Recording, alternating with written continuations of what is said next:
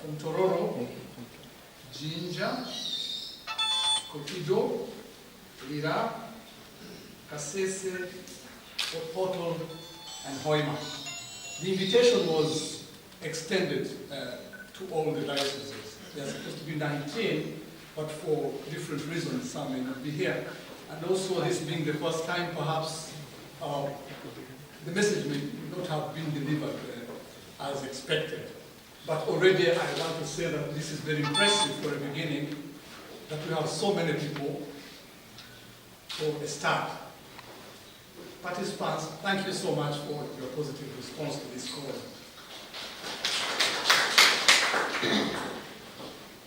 Mine is just a brief introduction, and I will leave the rest to the facilitators. I want to thank Dr. Mukiri for busting this idea of a course for chaplains. I think we badly need a common approach to chaplaincy in our different schools for our young people. And thank you for the beautiful thought and for developing. I want to thank also all the participants, the facilitators who have made the time and they want to share their wisdom with us throughout the few days that we shall be together here. If I may ask the participants, I will just mention the diocese and you stand up so that we give you a welcome. You will give a detailed introduction of yourself afterwards, once we have really started the course. So, Kampala Archdiocese, most welcome. Uganda Diocese,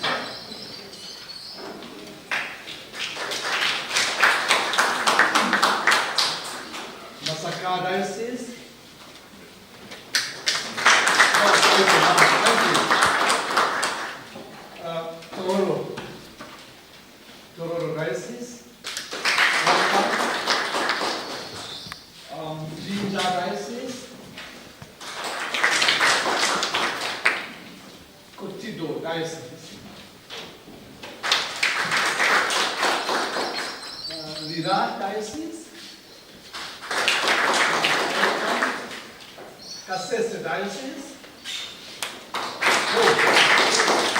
Very good representation. Welcome.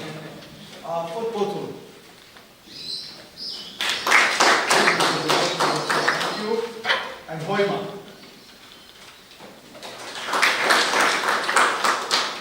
Thank you. I hope I have not left there any other representatives from the diocese I may not have seen. But I know we shall be getting more active and we shall welcome you as you come along. So I'd like now to invite the convener of this course and the Deputy Vice Chancellor, Reverend Dr. Christopher Mukiri, to give opening remarks. And after that, I don't think I'll have to come back here. He will invite the head of the house, the Vice Chancellor, Professor Patrick Chamani. And once the Vice Chancellor has finished his address, he will invite the guest of honor to address us. My name is Peter Safari. I come from the Diocese of Kabale, and I'm the Dean of the School of Arts and Social Sciences at Uganda Martyrs University. Once again, you most welcome. Dr. Mukiri, please.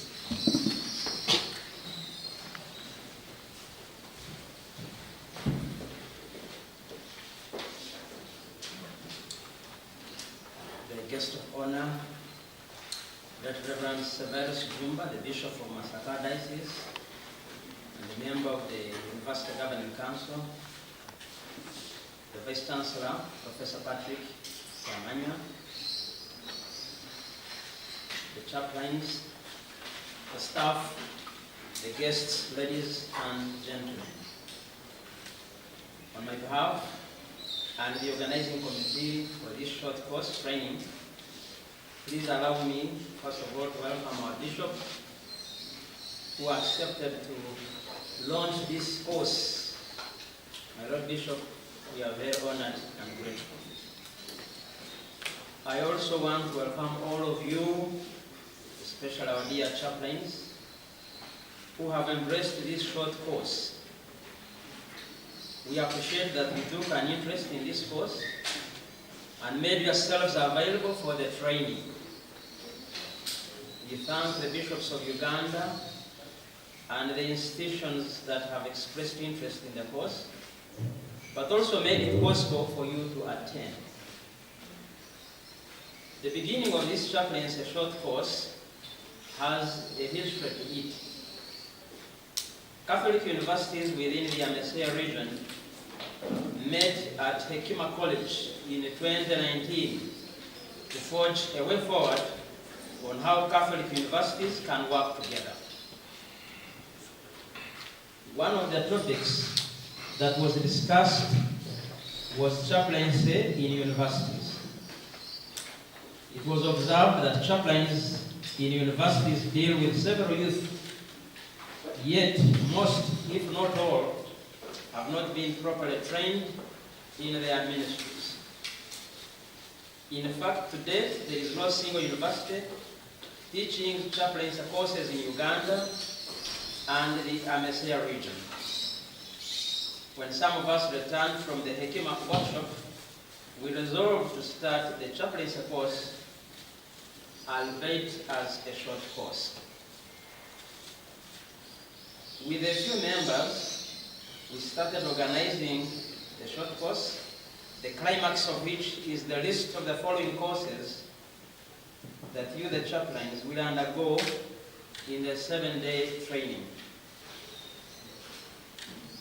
The courses cover the biblical foundations of chaplaincy, the church's teaching on pastoral care, the untapped potential of the chaplaincy, reclaiming the transformative power of chaplaincies, unlocking the power of chaplaincy in transforming the youth, administration and management of chaplaincies, understanding chaplaincy from a laicist perspective, financial management of chaplaincies, ethics and qualities of a chaplain, the role of ICT in chaplaincy, integrating chaplaincy into mental health care and human development, a comprehensive approach.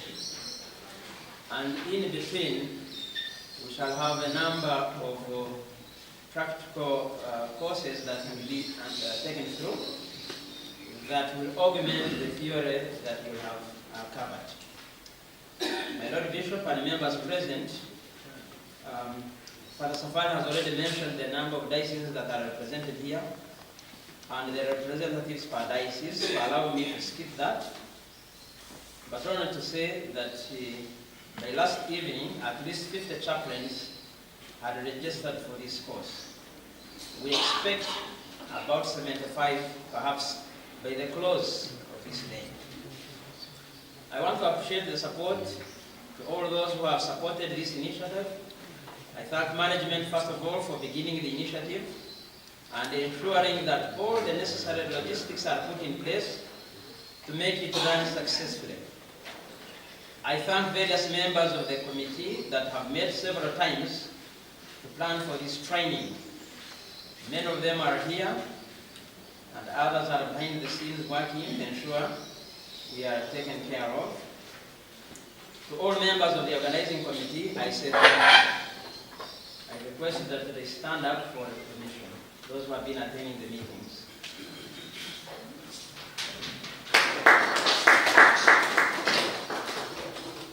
My Lord Bishop and all members, the beginning of this training is an eye-opener that we need to do more of these trainings. When that happens, a number of things will take place.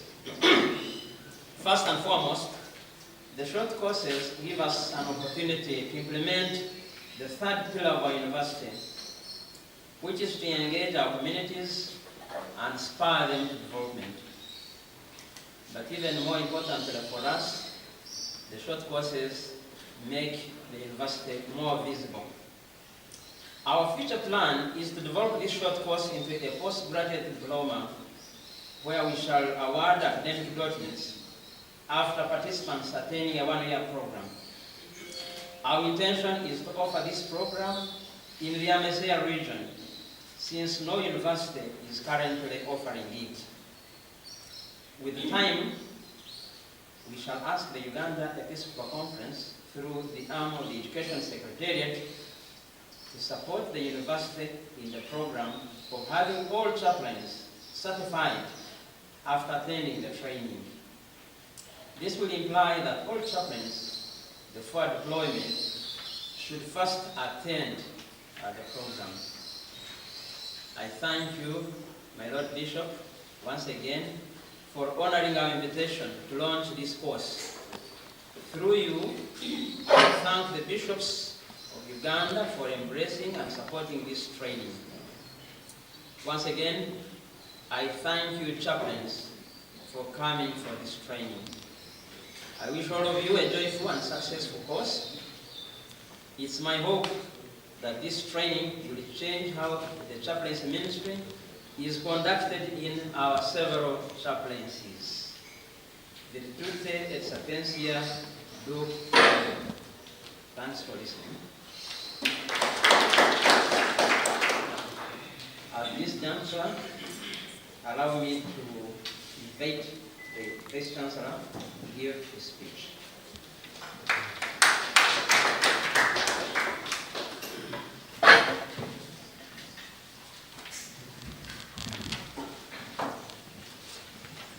Good morning to you all, and welcome to Uganda Martyrs University. My Lord Bishop, the DVC, our resident chaplain, the organizing committee, and our guests today, you are welcome to Uganda Martyrs University. I don't know how many of you have been here before, by show of hands. Before this course? Okay, at least a few. So for those who haven't yet visited, this is the Uganda Martyrs University that you always hear about. And we hope you will come even more times after this initial honor. It gives me great pleasure to be here to witness that what was once just an idea has actually come to fruition. When we first thought about this course, we wondered whether it would actually get any subscription. But I'm now encouraged that we might even need more seats in the room by the end of the day. I think we thank God for that. I'm sure the Uganda Martyrs are very happy to see this.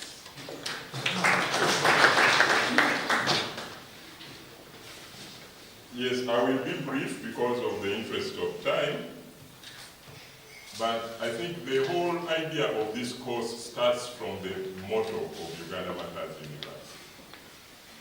Virtute et sapientia do.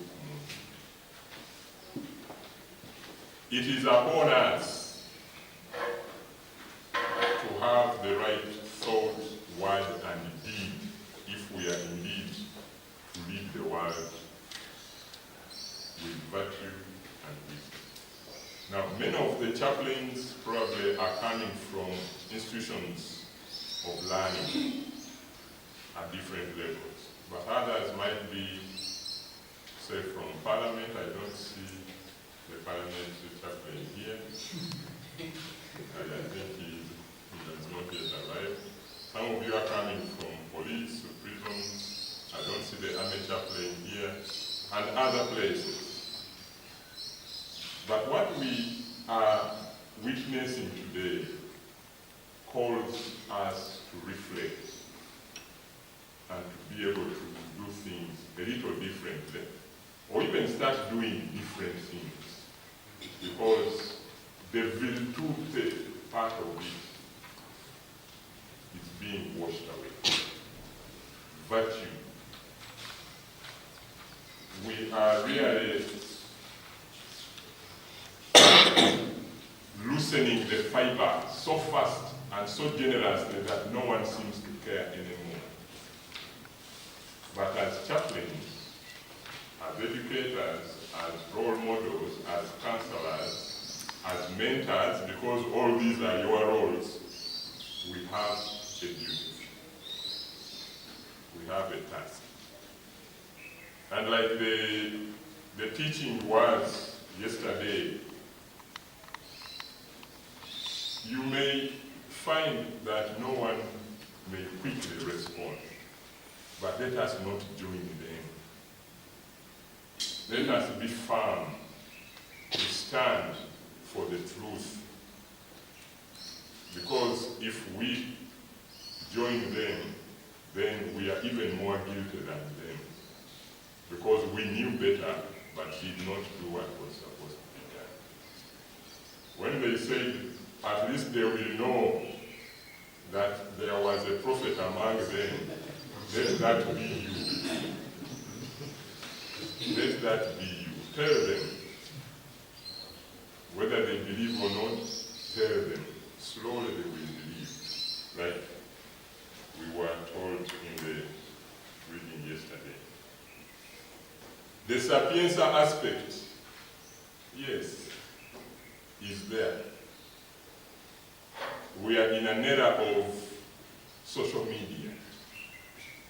Everyone gets knowledge, and some taking that knowledge without the wisdom of discernment.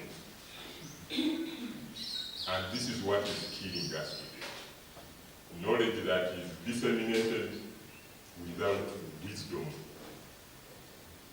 So whatever we hear, we send. Whatever we want to say, we say without filtering. Now, as chaplains, this is our role also. To teach people the critical thinking, the reflection, the discernment of things we hear and what we decide to do with them. The Gen Zs are most probably our main constituency. And in the past week, we've seen a lot of activity in Kenya by the Gen Zs. Over the weekend, we've seen the elections in France. Again, people are trying to push. There was one party leader with just 28. So they need guidance. They need guidance. But are we available to guide them? And when they come, we give them the right guidance. Do we understand them? Because you need to understand them to guide them. Those of us who were born between 1965 and 1980 have now been labeled as a dangerous generation of leaders. We are being labeled as a dangerous generation of leaders. Why? Because we are failing to hold ourselves accountable and others accountable. We always refer to how we were raised, but we are not raising others the way we were raised. And that is becoming a problem. So although we blame the Gen Zs, the Gen Zs can't do what we have not allowed them to accept that is normal. They can only do what we have shown them we don't mind them doing. And that is what happens. Our parents stopped us from doing certain things, and we look back to them with admiration. And we always say, in our days, while we were growing up, we didn't do these things. Yes, because your parents didn't allow you to do them. But now, we are allowing others to do those things we shouldn't have done. And then later, we go mourning and whining and saying, these children of these days we don't understand. But they are actually doing all this under our own watch. So as chaplains, many of you coming from institutions of learning, a year has 12 months, and we are with these learners for 9 of those 12 months. So we are indeed the people bringing them up. But are we bringing them up well? Are we available for them? Because their parents have decided they are now too busy, they are working. They want these children away. And you remember how parents cried during the COVID lockdown. Yeah, because they didn't know how to relate with their own children. Why? Because 3/4 of the year, they are not in contact with them. So they actually don't understand it. It is we who have them for a longer part of the year that understand. But are we raising them well? Again, as chaplains, that is our role. And I think we need to be able to do that. The moral fiber can only be strengthened if we play our chaplaincy role very well. And so as a university that stands on virtue, we think that if we spread this responsibility, because Uganda Martyrs is known for churning out professionals that have a strong ethical fiber. Like I always say here, we are always looking at what Professor Kajibisenteza used to call the 4 C's. The 4 C's, and those we have always talked about. That is character, competence, confidence, and creativity. It is very dangerous to have a professional who is competent, confident, and creative, but lacks character. That is what we are seeing today. We are electing people, we are appointing people who have competence, they are well learned, but the character cannot stand the test of temptation. And that is what has been in the papers nearly the whole of the last 3 months. It is something to do with character. So if we are to redeem the world, and indeed our own country here, and more so the church here, we must be the ones to strengthen that moral fiber, that character. And the chaplaincy should be relevant to this. At Uganda Martyrs, we are trying to write, it's already in near the final draft, and I'd like to thank the Dean of Students, Mr. Nkozi, and our consultant, Mr. Nkozi, plus the chaplain, for helping us to write that Catholic identity guideline, because we need to really inculcate the Catholic identity in all those that we are fortunate to come across in our institutions, in our parishes, and in our daily lives. Because the Catholic identity, I think, is also being very loosely attended. So this course, therefore, is going to help us as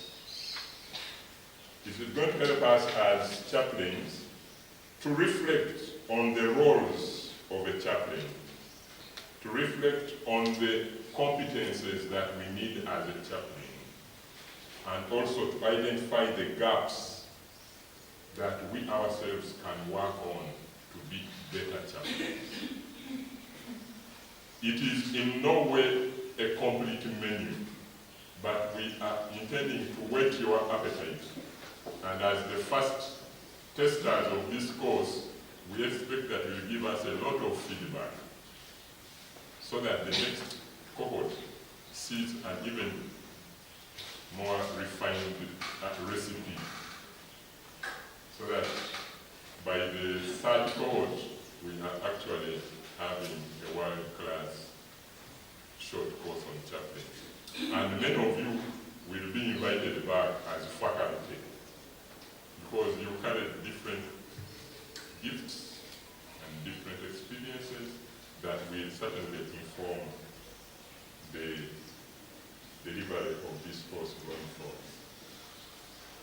Therefore, you are very welcome, both as participants and as future faculty, to this course. And we look forward to open and honest interaction. When you are here, that's why we did not invite our bishops except for only the opening, because we want to hear you talk. When the bishops are there,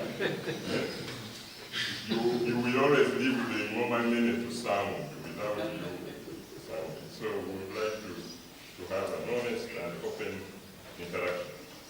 Unfortunately, we've not been able to introduce ourselves except by dioceses, but I hope by the end of the day we shall know each other. Many of you might be knowing one another from your seminary days, but it's not unlikely that there are others that we're meeting for the first time. So we shall have those introductions, and hopefully allow us to open out even more. My Lord Bishop, when we presented this idea to the Executive Council of the Episcopal Conference and subsequently the plenary on the 5th of June, I was very humbled by the support that was given to this course by the Episcopal Conference. The entire House of Bishops was present, and they said they didn't know why we had never started this in Uganda. So we are privileged to have you to witness the start, and also, of course, being able to represent our council as a member of council. I think we are hitting several birds with the same stone. And I thank you for having spared the time to be with us. And we look forward to learning even more from you as you come up to speak to us. And it's now my singular honor and duty, my Lord Bishop, to invite you to address us. Thank you.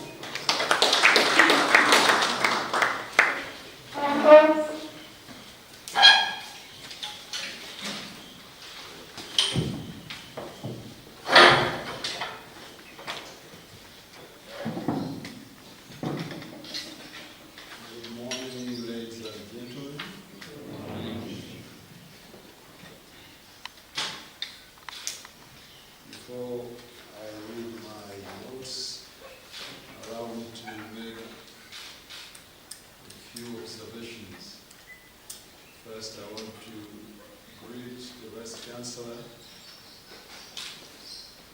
Professor Chimano, the Deputy Vice Chancellor, Dr. Kim, the head of the faculty under which this course falls,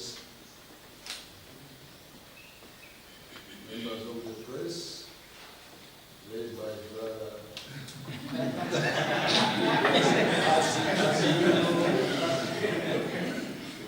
and the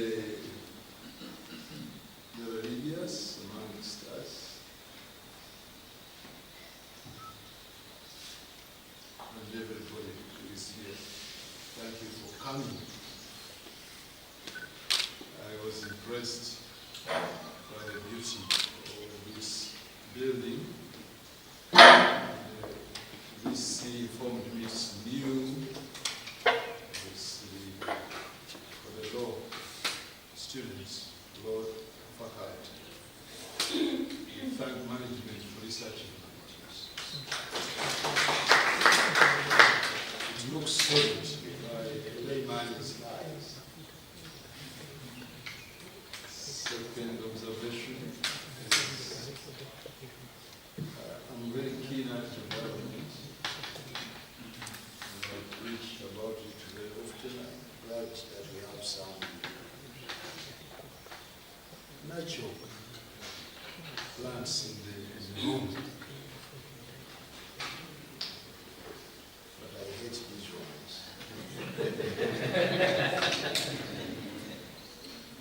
Chinese are now making artificial trees and they sell them. I think we are not sensitive to the gift of God for us Africans, especially Uganda where we are in the tropics, by them. We should use branches of the trees and we decorate. We pattern them and we decorate. So I'm sorry to mention that. That's what I don't know. Yes. The third observation is our Catholic environment. Whenever we have a Catholic function, you expect the public address to fail. Somehow to live. So I'm glad that this is typically one of them.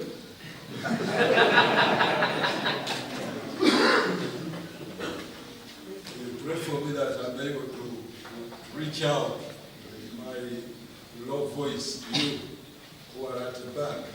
Kindly, if you cannot hear me, you can come forward. You have a few chairs. You don't need a conference chair for the moment.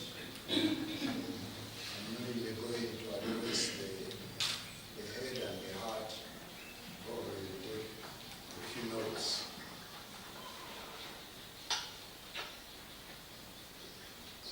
I also fourthly want to note that this is a very providential assignment that has been given me.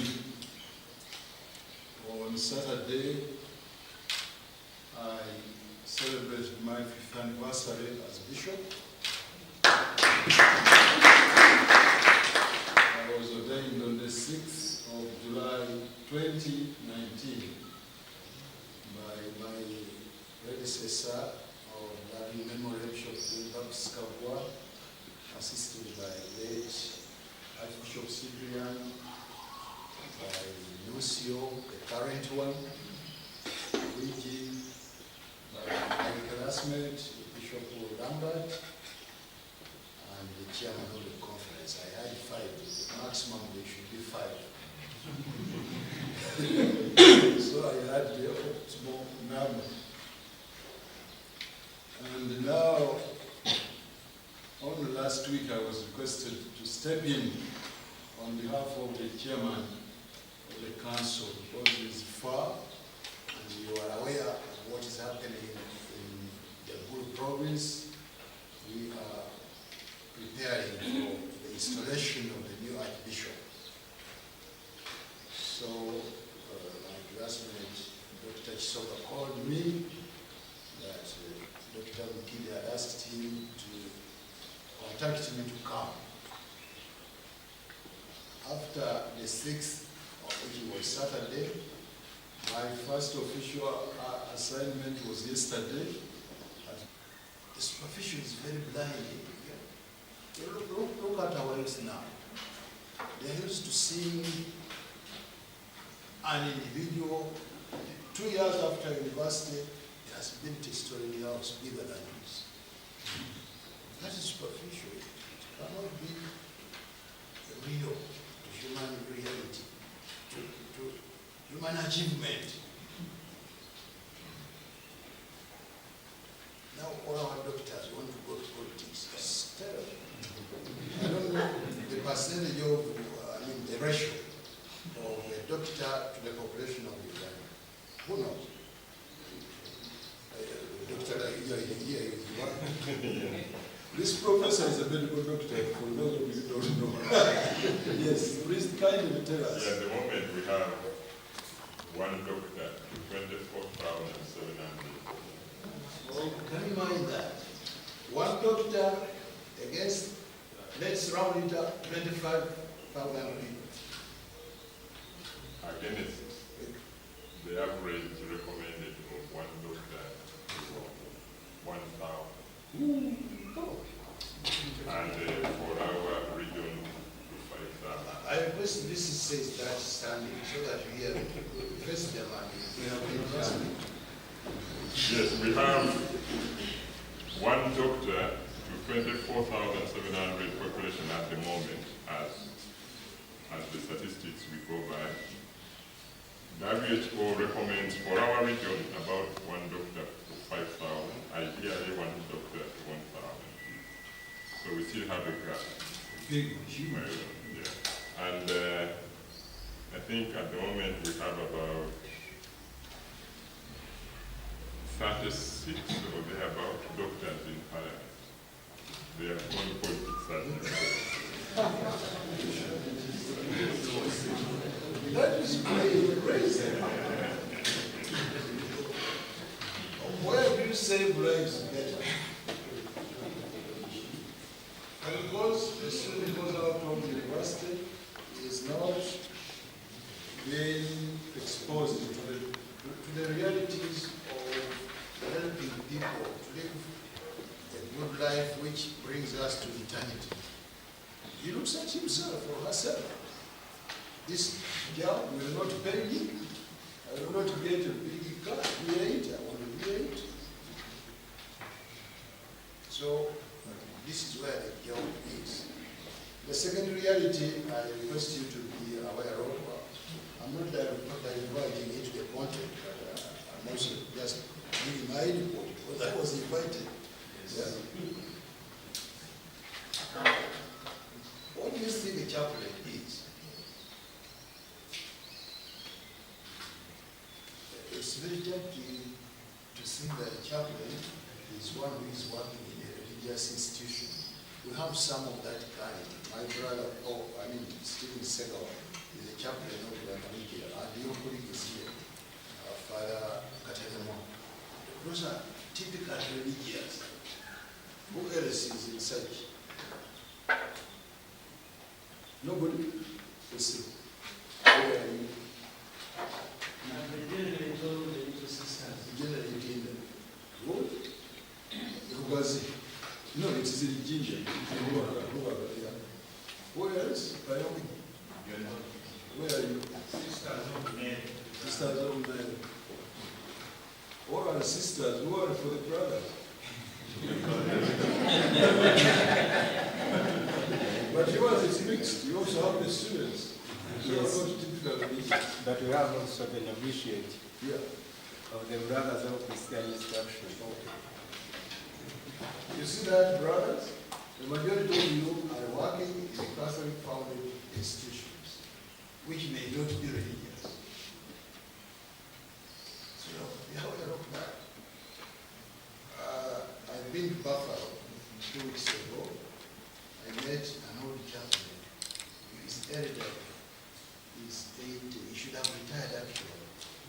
But the hospital has been seen by their standards, because after 7, how many years do they retire as priests in the US? 65. Yeah, he should have retired long ago. But because he has to go to dialysis thrice a week, he has diabetes, they felt it Christian to keep him hung around so that he gets those services promptly. This is a very big hospital. It used to be, it is still called Sisters of Charity Hospital, but there is not a single nun at the moment working. You know it? There's not a single nun in a hospital called Sisters of Charity Hospital.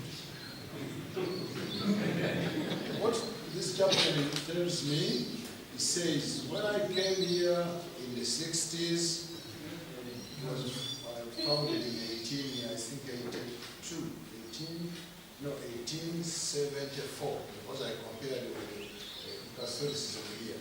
Here it is 79, there it was 1874, this hospital was founded by sisters. And you see the picture, a huge team of nuns working in this hospital. So now the chaplain is remaining there, all elderly, and he tells me, the realities of this hospital has changed drastically. When I came in the 60s, 70% of the clients were Catholic. Now it's the 30 were for the rest, Jews, non-believers, Hindu, whatever. But now It's the other way around. 30 Catholic, 70 non-Catholic. He's working in an institution as chaplain, which is not religious, or to be specific, not Catholic. That awareness must also be ours. Those schools we found, they have a huge number of whatever, Muslims, because they are attractive, they offer quality education. Some of them were founded to cater for the poor. The poor cannot even reach the gates anymore. Because the school fees are skyrocketing. So I invite you, the facilitators and the youth brother Christopher attending this work. They are aware of that.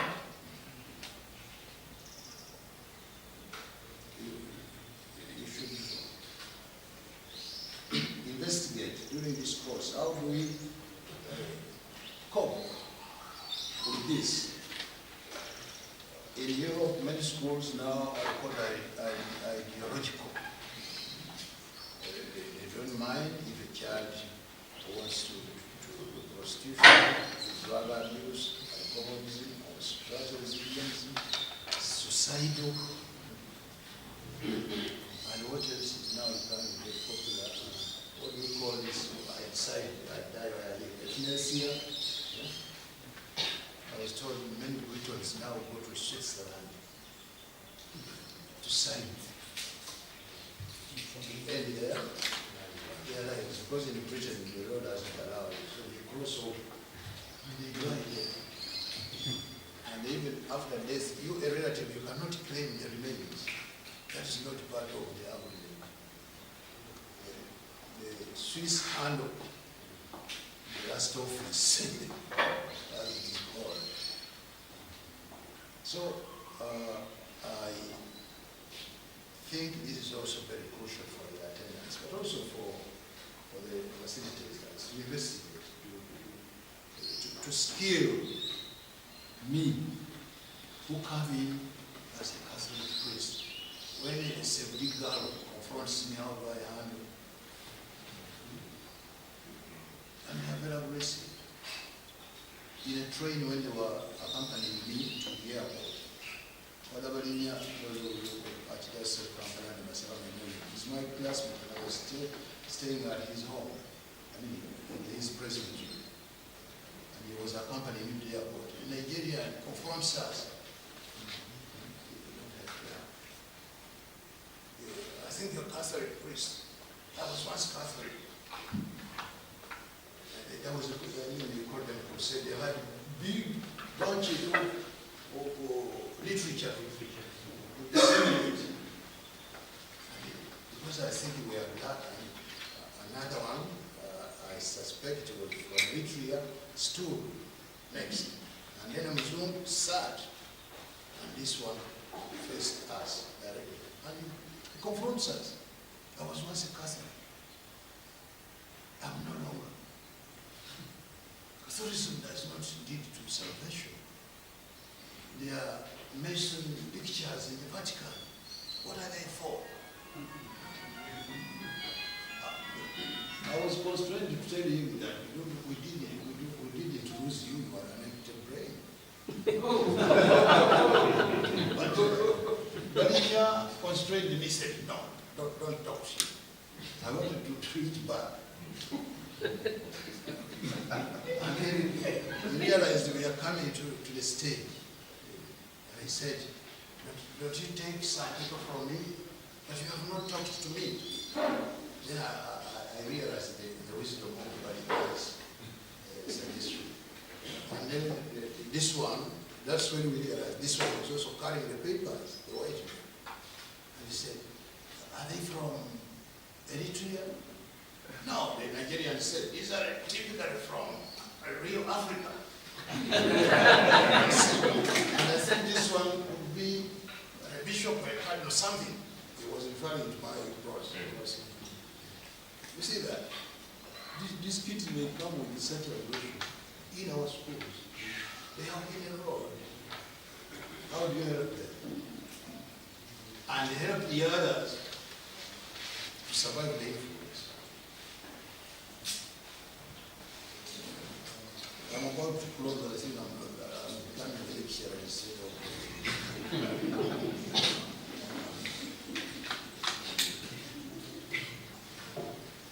I now turn to my brother bishops, who I appreciate them because they embrace this cause.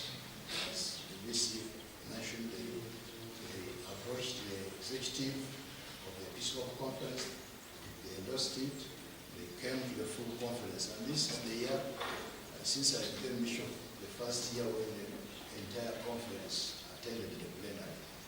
So it has got a blessing, a full blessing, and it was unanimous.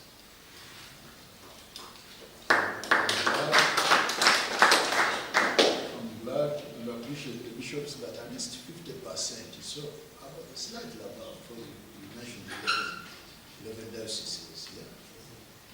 About 50% have responded positively.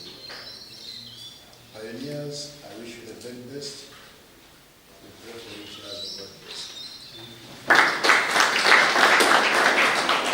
Before I leave the podium, I declare the course inaugurated.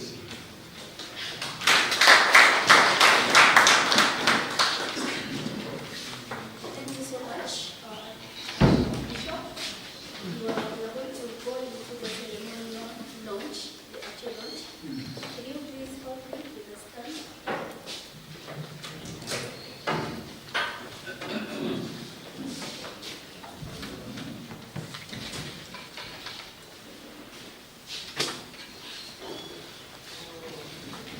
So I will appoint our chief guest, the Vice Chancellor and the Post Coordinator on our podium.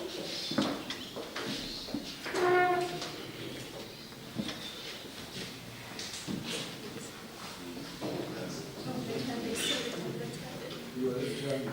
No, he's left-handed, so she wanted to.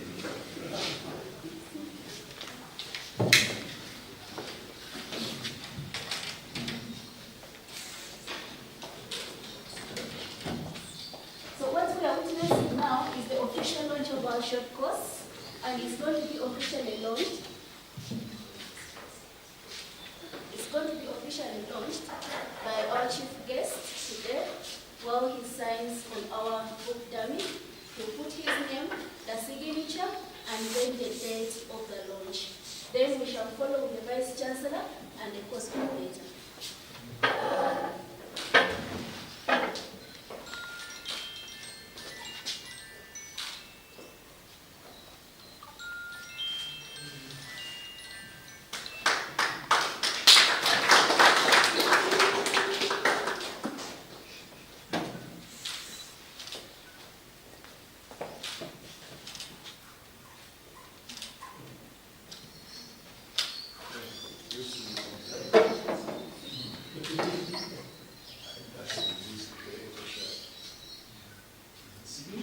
Signature and date.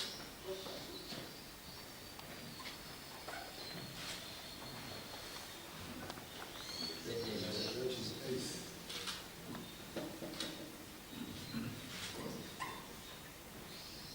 Then we shall proceed by the Vice Chancellor.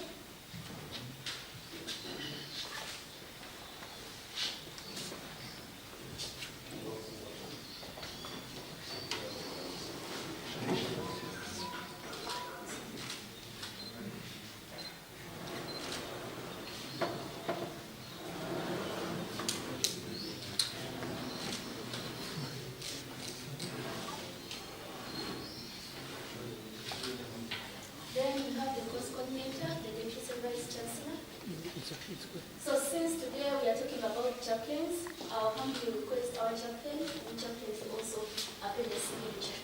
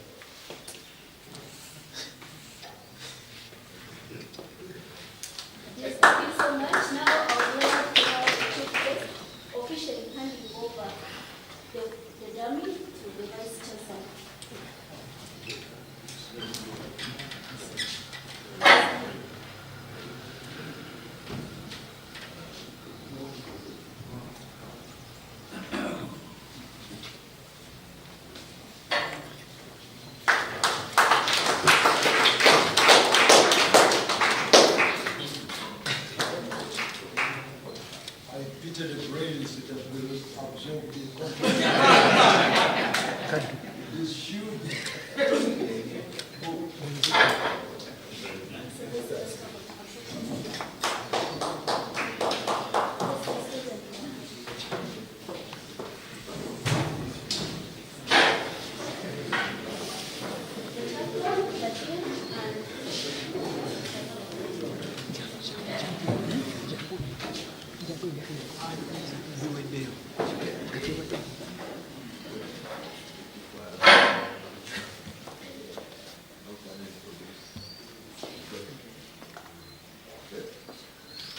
I would love to have the sisters in the house to have a photo with our chief guest.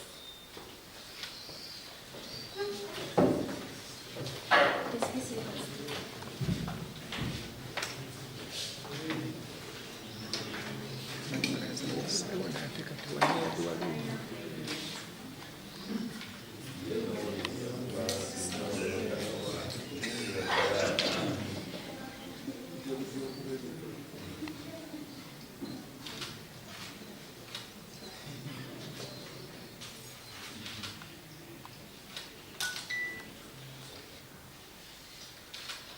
Yes, from here we are going to have a group photo outside at the front of this building with the chief guest, all the chaplains today, and all our bigger guests.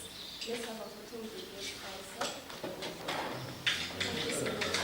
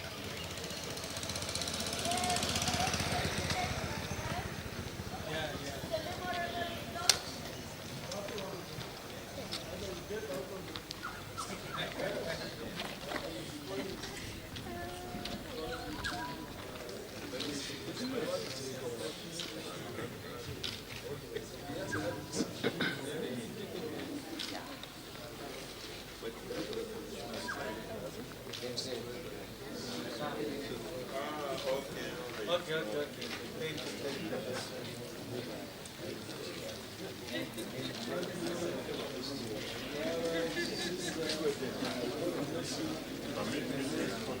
Bishop.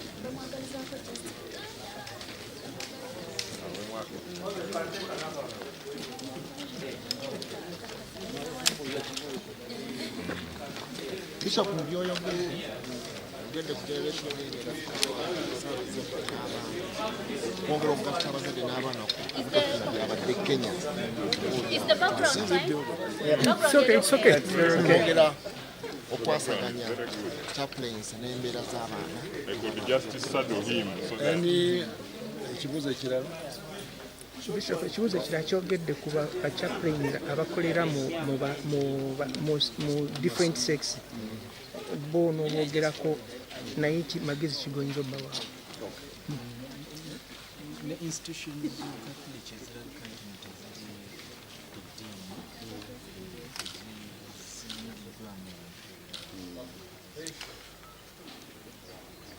Erinnya lyange Severus Jumba, okusula omusaza lya Masaka, olunaku luno nga 8 Ogw'omusanvu 2024 nfunye omukisa okukeera ku yunivasite yaffe eyatandikibwawo ekereziya mu Uganda Martyrs University Nkozi, okuggulawo omusomo ogusoose mu Uganda ne mu kitundu kino kyonna ekyabepiskopi kye tuyita ekya Meseya, ogw'abalyoyi b'emyoyo mu bitongole byaffe ne mu masomero gaffe agazimbibwa ku musingi ogw'obukatoliki, okugeza amalwaliro, amasomero aga siniya, ate n'awalala wonna we tuba tusabiddwa okubudaabuda n'okulyowa emyoyo gy'ababeera mu bitongole ebyo oba mu masomero ago. Omusomo guno nga bwe ngambe gwe gusoose, neebaziza nnyo obukulembeze bwa yunivasite ey'Enkozi ekulemberwa Profesa Patrick Timanywa okulaba nti batandudde ekigere ne bagutandika. Neebaziza nnyo abepiskopi mu Uganda abasindise, abasaaseredooti abasobera ddala mu 5 wano wenziguliddewo kyokka nga basuubira okuwera n'75 olunaku luno we lunaazibira. Neebaziza nnyo ne ba chaplains abavudde ku mirimu gye babeerako egya bulijjo ne bajja okwetaba mu musomo guno. Ne mbasaba baggule emitima, babeere beetegefu okufuna ekipya ate n'okugjayo bye babadde balaba mu mulimu gye bavudde. Ekirungi nti bonna basangiddwa balina gye bakola oba mu masomero oba mu malwaliro oba mu bitongole ebirala ebyekereziya ne mu convents ez'abannaddiini. Awo nno omukisa munene nti balina bye bamanyi kyokka kaakati babisse ku mmeeza ate babigatteko bye banaabuulirwa abakugu ab'omu yunivasite batugiremu ekiramu. Batunuuliza ekigambo kino nti kaakati bw'obeera mu ddwaliro nti lyaggulwawo kereziya tirikola ku bakatoliki bokka. Oyinza okutunula Nsambya Hospital osangayo Orthodox naddala ati Abetrians, osangayo Abaisiraamu, osangayo Church of Uganda, bonna nga bazze okufuna obujjanjabi. Amasomero osangamu abaana abalokole, abaana abakatoliki, abaana Abaisiraamu, ng'era lyonna ssomero lyazimbwa ku musingi w'ekereziya. Kati ne mbagamba nti bave wano nga bongeddemu obusobozi, obukugu n'obukodyo obw'okulaba nti abantu abo bonna bayambibwa ne bava mu matendekero gaffe, mu bujjanjabi bwaffe nga basobodde okulengezebwa emitala. Nkozesa ekigambo ky'Oluzungu, from the superficial to the transcendental oba to the supernatural. Nti omuntu n'omanya nti ku nsi kwendi naye tuli mu lugendo, tuludde ewa kitaffe egyasula eyatutonda. Buli muntu yenna ku nsi mulamazi, oba oyagala okukkiriza oba tayagala kukkiriza tojja kulemerawo. Kaakati omwana bw'ayingira mu ssomero n'avaamu ng'ategedde ekintu ekyo kijja kukumaakuma obulamu bwe bwonna. Bw'anaaba avudde mu ssomero agenda afuna emirimu, alowooza okuweereza abantu. Ndeese ekyokulabirako ekitali kirungi nnyo.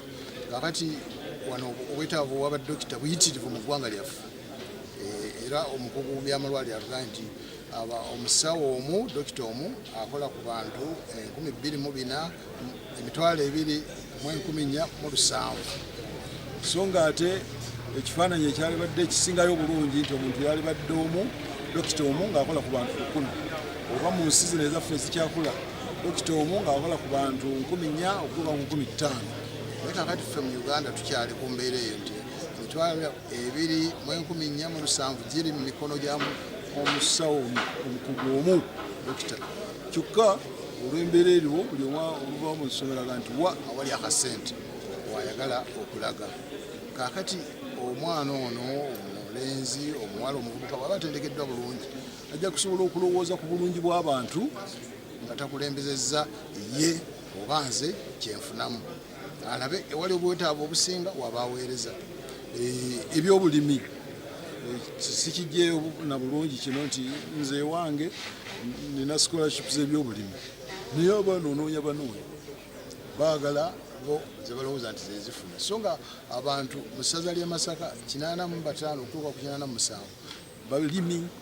Kati omuntu ayagala okuyamba abantu ng'abo yalibadde aga nti kansome ebyobulimi nzeyo mpeereze ekitundu kyange. Embeera gye tulimu naye situyinza kuterebuka kubanga enneema ya Katonda weeri era tukikaatiriza nnyo ejja kuyamba ate n'essomero libazzeemu institution gye bazzeemu ezimbiddwa ku musingi gwa nneema ya Katonda Uganda Martyrs University. Abajulizi bajja kutuwolereza ate nabano abaze okutendekebwa abaloyi b'emyoyo baddeyo eka nga bongera okuyamba emiti emito n'okuyamba abantu abali mu bulumi naddala ab'omu malwaliro ababonaabona n'obulwadde. Bishop agende ku nsonga ya generation kulabika nti generation abaana baabazanyi tulengera ebyabadde Kenya ekinsonga eyo abaana bawa magezi kimukadde kano. Ekigambo kino ekyaba chaplains bayambako ku bazadde ku mulimu gw'okugunjira omwana. Omuzadde ennamba emu mu buvunaanyizibwa obw'okugunjula omuntu bw'aleese omulala ku nsi. Naye kaakati olw'okuba nti ebitundu 3 ku 4 eby'omwaka abaana babeera mu mikono gy'amasomero abasinga obungi. Kaakati nno buli ali mu ssomero alina obuvunaanyizibwa bw'amaanyi okuyambako okulaba nti tufuna abaana ab'obuvunaanyizibwa mu maaso. Kigattana kiri kye ŋŋambye nti omwana aleme kulaba bino byokka bino ebyokumpi abe ng'asobola okulengera n'ebyomu maaso nga atunuulidde nti ngenda kukuguka mbeere muweereza. Kakati ekyo buli ssomero lyonna lifube okukissa mu mwana. Tulina naye kirowoozo ekira nti era liyigiriza n'omwana okubeera ne trade kitegeeza nti bwenfulumira mu ssomero nga nina kyensobola okwekolera, nsobola okulima ekitooke, nsobola okulunda embizi, nsobola okulunda ente, nsobola okutunga essaati oba ekiteteeyi ekyo omwana gwendizaala nga nkuze, oba ekyange kennyini okukiddaabiriza, okuluka omukeeka, ebintu bwe bityo, okubajja ekibajje n'ekisaawo emmeeza n'enjekolera. Kati abantu bangi tukozesa amazzi agadduka mu nju running water nga nsobola okusiba taapu ku sink. Kati tuleme kwemulugunya nti abaana b'omulembe guno twebuuza nti ffe tubawadde ki? Ffe abazadde ab'omulembe guno, ffe abaloyi b'emyoyo ab'omulembe guno, ffe ab'obuwangwa ab'omulembe guno tubataddemu ki? Kyosiga kyokungula. Uganda University ebeereko okunoonyereza kwebeereko. Buli yunivasite yonna eteekebwawo okubeera kitebe kyakunoonyereza, it's a research center. Awo nno n'omusomo guno gwennyini bamaze kunoonyereza ne balaba obwetaavu businzeewa mu Eklezia Katolika nti tutandikire ku ba chaplains ne banoonyereza era bye banaaba babasomesa tebagenda kuteeberera buteebereza babikozeeko okubinoonyereza research ate bye baazudde ebizibu bye baagala okunogera eddagala. Ate nze chaplain ali mu field nzireyo mbisse mu nkola n'ebyobulimi bwe tulina okukola bwe tutyo n'ebintu ebirala n'embeera z'abantu nazo zinoonyerezebwako. Ogera nnyo ku environment naye tuwali atudde n'agamba nti embeera kiro mmeka zifuluma mu maduuka olunaku singa tuzikiera nti tunanogera eddala quantify it tusobola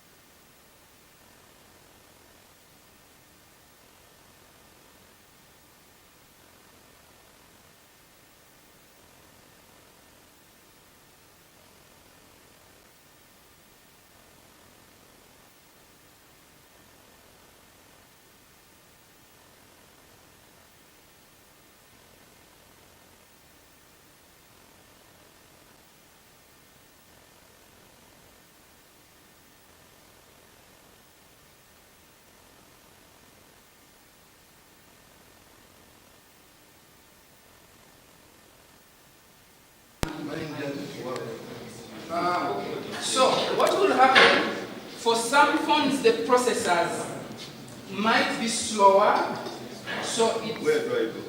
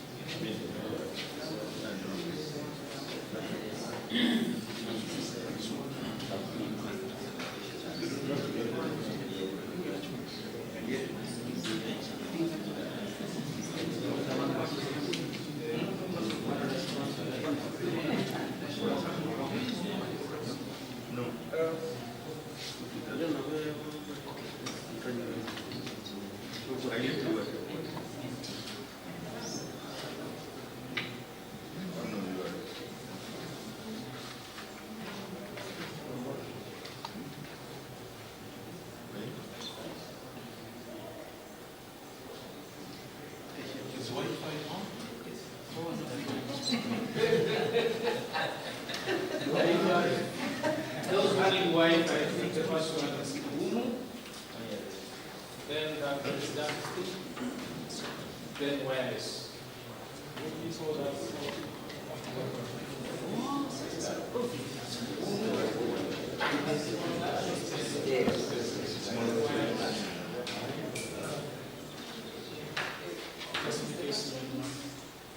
So we already see our contributions, and they are anonymous. Here, Wi-Fi. So can't know who. Chaplaincy course. That's the chaplaincy course. Further history. Okay, no, the chaplaincy course. So you see your responses have started going there. You see them? The ones you have typed are already there. This is the first one. Which one? Yeah, you can do the second one. You can do the second one. So your responses are already on the screen. Keep them coming.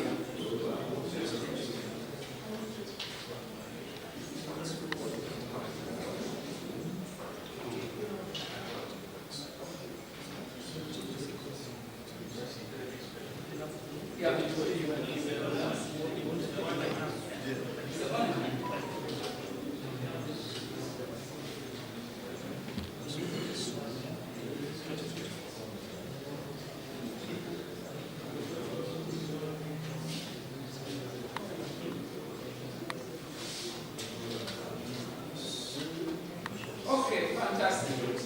Keep them coming, keep them coming. He has just hidden them, but they are going, so keep them coming. He's hiding them so that you know how the human brain works. You might get biased when you read what's there. Yes. So just keep them coming. Yeah, okay, just 3 more minutes. 3 more minutes.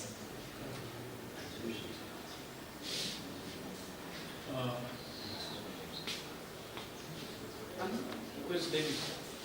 It's not. Outside. Yeah, I think for some the network is problem.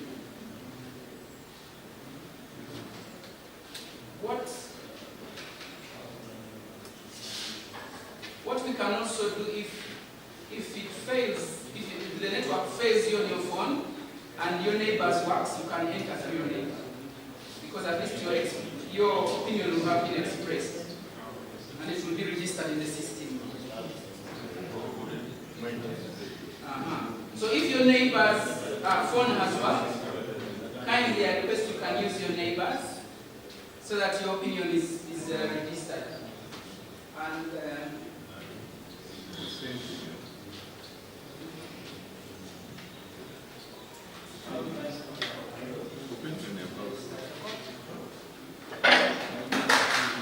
okay, Adam, for those of you who use the Wi-Fi, there is one called Chaplaincy course. The password is I love Umu 2024, just one word.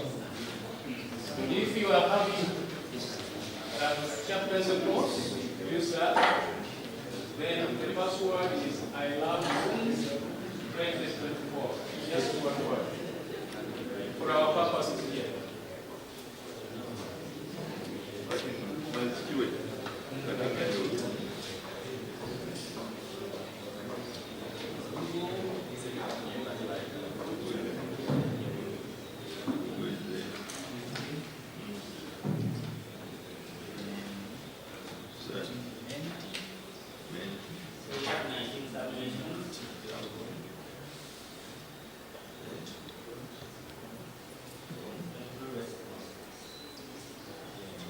Just a minute for those who are completing, 1 minute.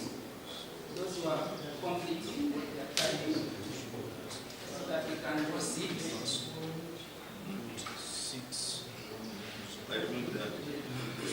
We have, is that right, Andrew? 23 responses? Yes.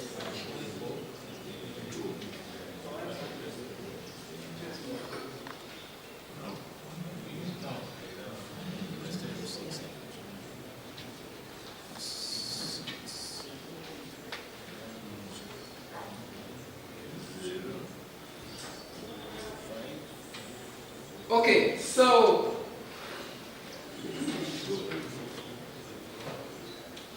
already what we have here, remember the question is, what attracted you to this training? In brackets, or in other words, what are you looking for that you can even afford to sacrifice this whole week to come and hibernate here? What is it that you are looking for, or what attracted you to the training? And here are some of the responses. To learn best practices of a chaplain. To know more about, I'm going horizontally, to know more about the roles of a chaplain. How to handle chaplaincy in the 21st century. I guess the other thing is to know who a chaplain is. To get a better and updated understanding of the role of chaplain versus the traditional understanding as per the Catholic Church. Skilling, this chaplain is looking for more skills or better skills to run the chaplaincy. To be equipped with knowledge and roles of a chaplain. What attracted me is the fact that an opportunity has been granted, probably hoping to find the new approach or a new approach to the current problems, especially in students as regards current moral challenges. Impressed by the course, seeking for unanswered questions to the challenges I met in the apostolates. To learn about chaplaincy roles. The invitation letter, which was put on our priest's WhatsApp group by the chaplain of Nkozi, attracted me, and I'm looking for knowledge to add value on my chaplaincy work at hospital. How to handle chaplaincy in the 21st century, being available for them and giving a listening ear. To be empowered with skills of ministering to my students, to learn more about the role of a chaplain in a school setting. The ideal about chaplaincy attracted me to this training. I want to become a relevant chaplain. Not the usage of the, is that the tense? I want to become. I want to become, eh? Looking for knowing the work of a chaplain, to learn more about the do's and don'ts of the chaplain.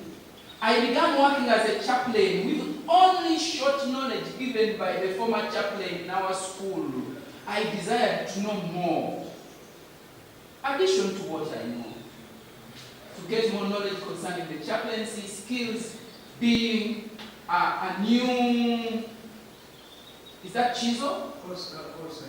Being a new course, I wanted to know what it is all about. So curiosity brought this chaplain here. It's new. Let me go and, see, test the waters and see. To learn what has been prepared for this very important course, according to me. So this chaplain feels this course is very important and wants to discover more about it. So that's basically a sample. These will be saved, and yeah, I guess they will be reflected as well in the report as the reasons why people enrolled for this course. Now there are two things here. Already the learning of different skills has started. How many people had ever used Mentimeter? This Mentimeter. Father had used it before. Not many of us. What is it? This very tool that we have used for you to type on your phone, and then we see what you have written there, as if you have sent someone WhatsApp. Now, these are some of the interesting tools that the Gen Zs, Generation Z or Generation Z, are using. Yeah? When I'm speaking to them, I usually tell them, you see, for you, you are digital natives. And for us, we are digital migrants. I tell them like that. Because you see, however much a migrant will attempt to learn a language of the natives, you can never master it and speak it fluently the way the natives do. Myself and many of you, if not most of you, if not all of you, the priests are BBC generation. BBC meaning born before computers.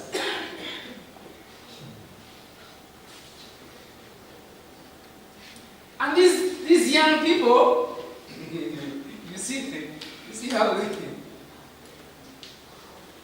President Ruto was baffled. How do you mobilize such a mammoth crowd? How? But they did. But we first saw it with Mubarak in Egypt.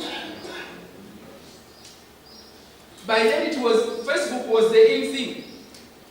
And the kids mobilized on Facebook. We meet at Tahrir Square. And before Mubarak knew, Tahrir Square was full. Are you going to bring tanks and shoot all of them? What are you going to do? And they overthrew the government without shooting any bullets.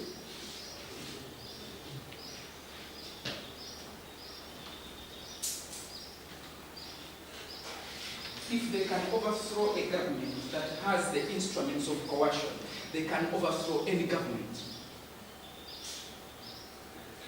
I was going to say, including the church, then I remembered. What is it I remember? Not even the case of hell. Yes, there is an escape route there. Damage can they cause? Yes, they does. But I believe it doesn't have to be that way. It can be different. And I think that's the whole essence of this course, that now we are here, you as chaplains, in charge of mostly these young people. Not all of you work with these young people. Some of you work in hospitals. I know that because the president reiterated it recently, that he abolished chaplaincies in armed forces. I heard him say that at Heroes Day, and he gave his reasons why. So I know that none of you comes from the armed forces, the police and the army and so on.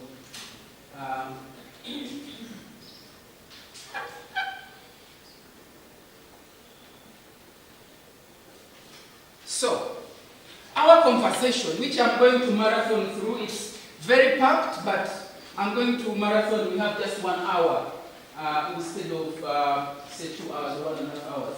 So unlocking the power of the chaplaincy in transforming the youth, and then the youth has been cancelled or strike through, and then we have the church. The youth is there. So I'm going to use a radical approach. My theorization is really very radical, and I must warn you from the beginning. But if I stretch you to the extremes, it's up to you to moderate yourself and settle in the middle. Yeah? I'll not be also very careful with my language, so don't be offended if my language comes off as off the tangent. Don't be bothered so much. So let me ask, when you look at that title, what comes to your mind? That statement of topic. The way it is, yes. That the door is already in, but some are locked. Oh, that the door is already in you, but some are locked. That mic might go around, just in case. Me, I spend my... But you also do the same. You are all public speakers. Yeah, so no problem. Okay, yes, Father, thank you very much. Yes. Advise that the chaplaincy has not done enough. There's a lot, but he has not done enough. There's a lot. Okay, there is a lot, but has not done enough. The chaplaincy has a lot of power, and that power, I think, is latent. It's latent, yes? There is potential in chaplaincy work, especially when it comes to the youth in the church. There is potential, but that potential is not okay. Yes, Father, thank you, yes? To uncover, especially what can be covered from us, the youth.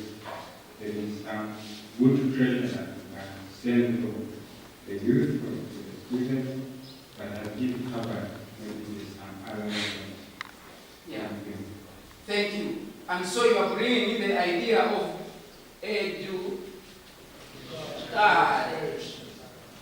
because you are saying it is covered. Because when we come, I think God, it's a covered package. Isn't it? It's up to us to do what? Exactly, enveloped. Have you ever thought of that, where the word development comes from? Develop. If you have an envelope, whatever is inside the envelope is enveloped, is enclosed. So the process of exposing what is inside, you develop the envelope, and then everything comes to... That's development. That's what it means. Yes? It means creating conducive situation for a chaplain to do his work of our work. Especially with the youth. But you remember there we crossed the youth also. We left it there, crossed it, and put the church. So the two are catered for. Thank you very much. I can simply say it is releasing the full potential of the spiritual care of the chaplain and the transformation of the church on the peace. Okay, thank you. The full potential of the chaplain is what you are focusing on, right? Fantastic. Now,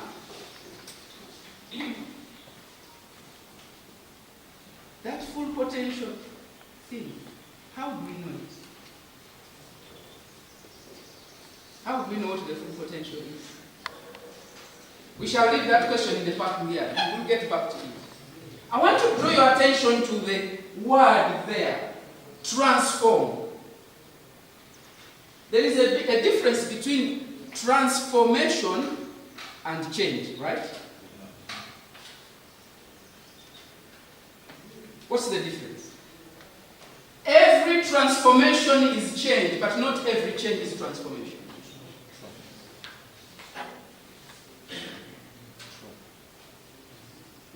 Father is saying true.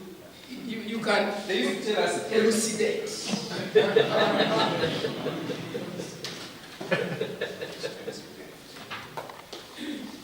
Well, I'm looking at the transformation in a positive sense. So for that matter, we can call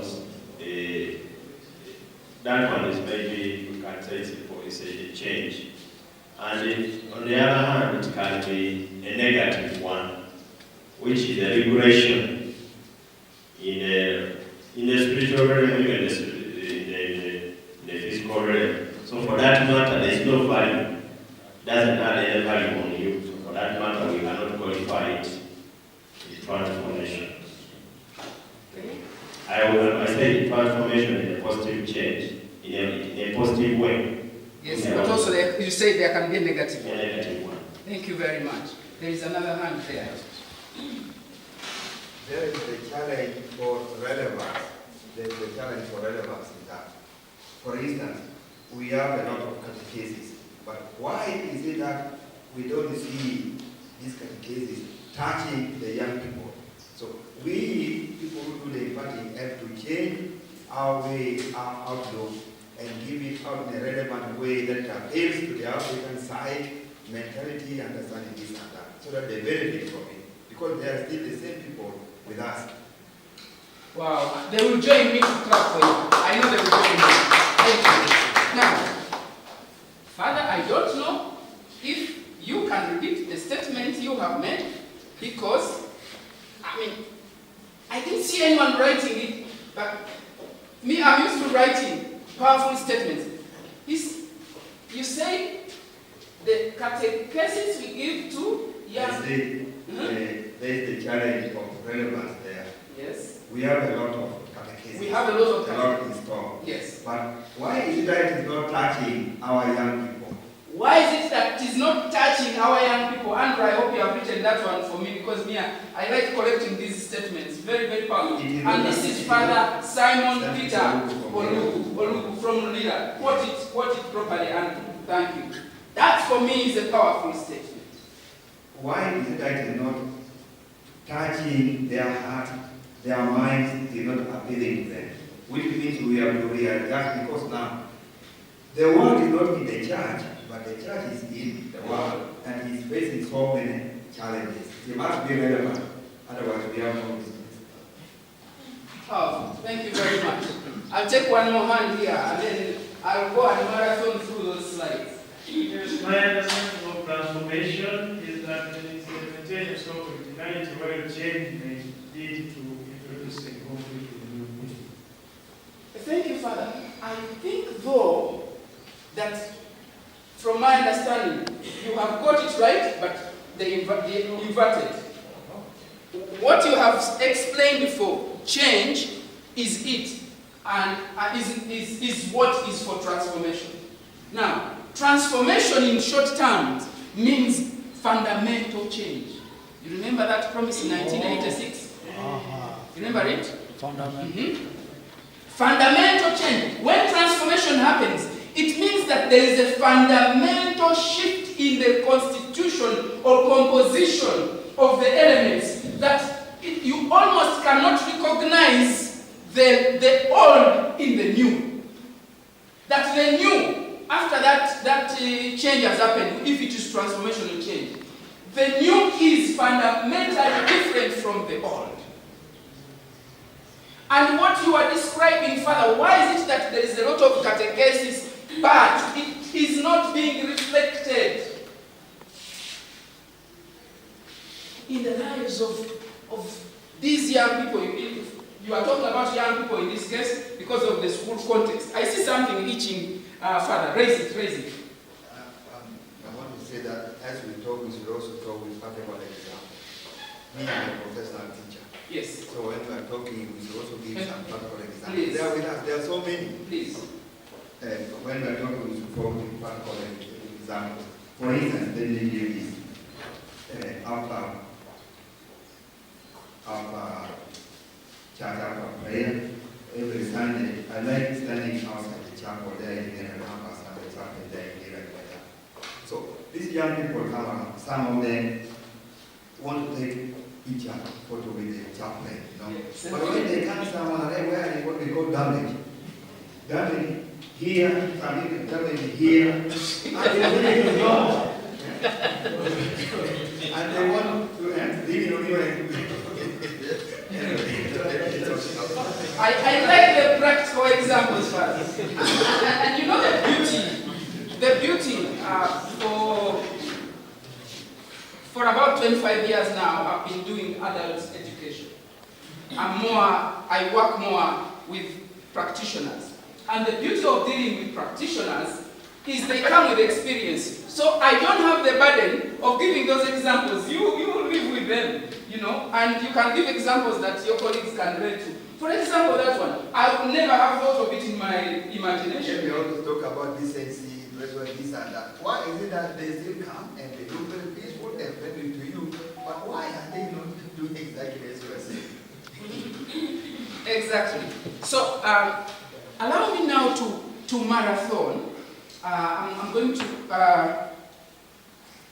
Father Makumbi, look, kindly, I think they want to speak to you, the PRO would like to speak to you. I think she'll be going out, and then go and speak to her. Thank you. So, preamble. So, we begin with the celebration of the church. And I want you to imagine, through all these years, since, you know, the Catholic Church took root in Uganda, imagine Uganda without the Catholic Church. Let's imagine that. How would it look like? Uganda without the Catholic Church, through all the years. Let's imagine the voids that would be there. Can I see the hands up? Quickly. Uganda without Catholic Church. Like the Catholic Church has never existed in Uganda. What would Uganda miss? Yes, Father? The ESCO part of it. The ESCO part of it. Okay. So you mean the little that we have, I was struggling to say, the little that we have today, at least is because we have been here. Yes. I'm trying to imagine there are regions that we do have, and they have interacted with some of the members from those different other regions. I feel that the conflicts or that involved ethically in our profession, the way we do things, be lacking.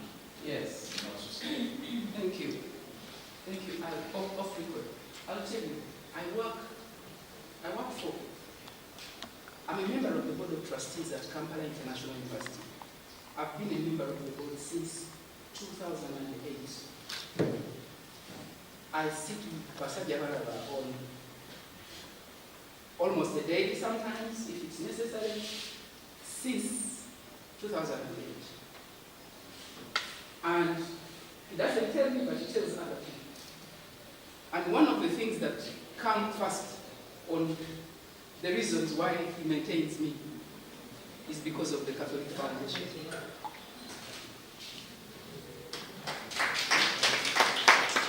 Because at one time, a Catholic priest used to be the university bursar.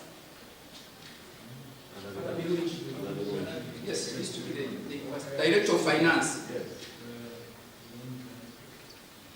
So that's an illustration of the point you're making, Father. I want two more hands, then yes. Thank you very much. According to my perspective, Pentecostalism has found it very easy to penetrate and take out believers from other religions. But the fact is that the Catholic Church has a way of teaching its followers right from the young age and engage themselves within their religion. You can hardly take them away. Even at the natural. Later, thank you, Father. And later on, I'm going to ask a question. Is that because of the conviction or because of a cultural rigidity? Okay, we'll raise that question later. But yeah, the last man. The last man. Yes, I want to take someone who hasn't spoken first. Yes. The absence of the Catholic Church in Uganda would equally be absence of quality education and probably good health. Thank you. Now, these are just samples. The reason I wanted us to do this exercise, reflective, is, you know, when you are bogged down by many challenges, there is a quick temptation to even skip celebrating your achievements. And I will tell you, the best way to celebrate the Catholic Church is when you imagine how society would be without it.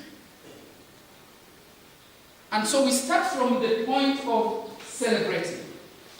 And I usually think that Catholic priests are really generous on the front line. You are generous on the front line. And for many of us, you are our heroes in many ways, regardless of what happens. You know, generals, it is not common for generals to be the ones at the front line. But in your case, you are generous, it's you that the enemy is looking for, and yet you are on the front line. You are social workers, you are spiritual, leaders. So for me, each time I'm thinking about our church, I'm thinking about the enormity of the burden on the priests. Now, I want to ask you this. Think about it. Are you sure about what you are seeing? For example, in the church, society, the country, your diocese, the community you serve as a chaplain, your ministry, yes, as a chaplain, and yourself. Are you sure you are seeing yourself close enough? Now you'll be saying, but now, this man here, even they asked me if I see myself close enough. When I even have retreats every year, I'm there with you because I want to show you an image. And the message, which is the title of that image, what does it say? Class, can we read it together? Brilliant. One more time, class. What you see is what you pursue. Thank you. So, what you see is what you pursue. If I don't see it, I cannot go for it. I only aim at what I am seeing. If I'm not seeing it, I will not aim at it. And I like what, that's a question I already asked you, but I like what Mark Twain says. He says you cannot depend on your eyes when your mind is out of focus. That's why the cameramen, men and women, you see, he focuses on you, then he zooms until he has the clear picture. He doesn't just take because he has seen you through the lens. No. He must focus. Once it is out of focus, keep this in mind because I'm going to give you now an assignment. Everybody, I want your eyes on the screen and very keenly because I am going to beep an image. And that image, I'm going to beep it 3 times. And when I finish, I want to ask you to tell me what it is that you have seen. And the first time is that. Beeping is not calling. Beeping is not making the real call, it's beeping. Eh? So let me repeat. I said 3 times. 1, 2, and 3.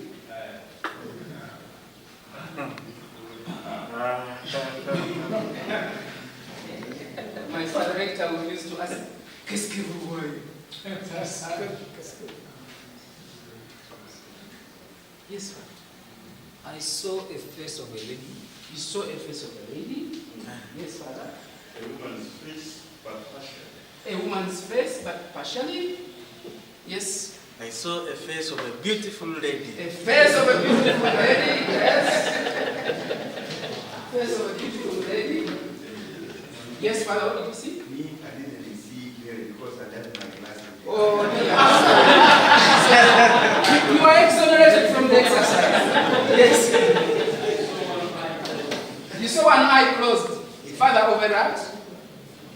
Of a woman. Okay, great. So, let's look at this woman that these people are saying again. Let's look at the woman again. So, there we go. That's 1, 2, 3. You see? Okay, let's look at her again now. We bring her to a close range, okay?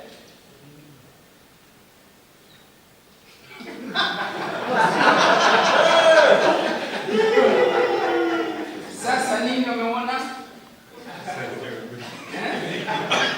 Nini umeona?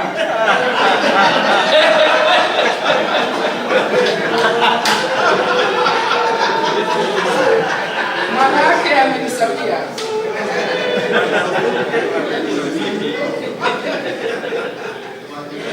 So, people, remember my question is, are you sure you are seeing yourself close enough? Your ministry, the church, Uganda, society, are you sure you are seeing it close enough? Even these young people or the patients in the hospital, the people who work in the hospital where you're a chaplain, are you sure you are seeing them close enough? Is it not possible that you could be seeing the face of a woman and not seeing the flowers and the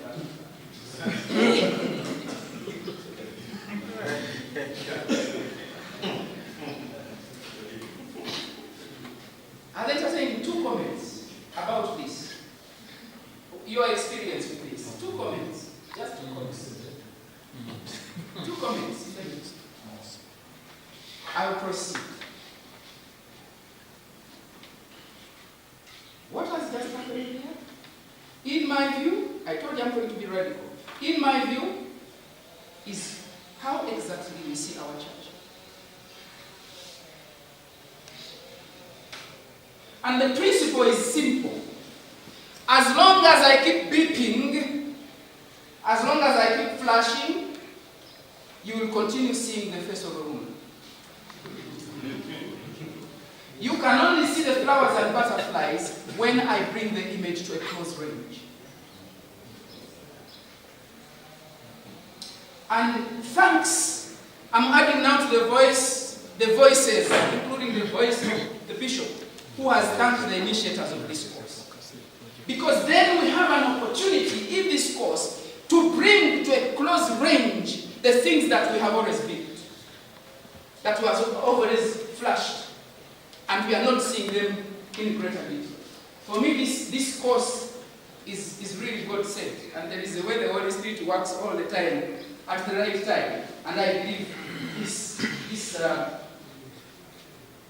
the right time.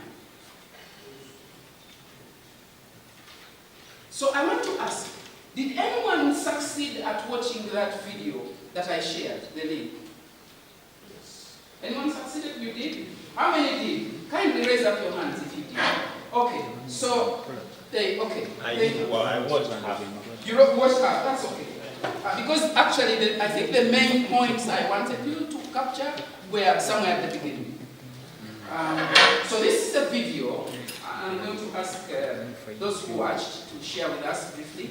This is a video about a talk show that was hosted by the Uganda National Catholic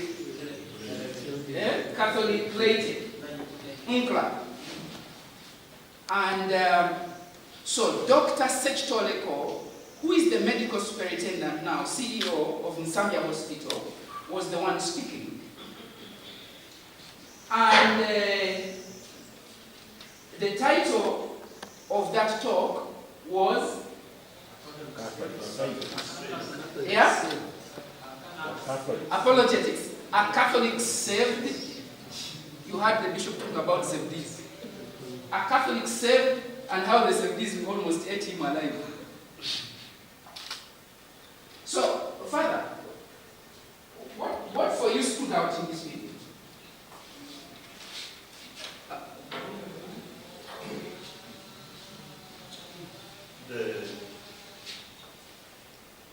The conversation between the moderator and Dr. Secretary about apologetics and how we, priests or leaders, how far we appeal to the youth. And my neighbor here, I think, also watched it because that's what the conversation is all about.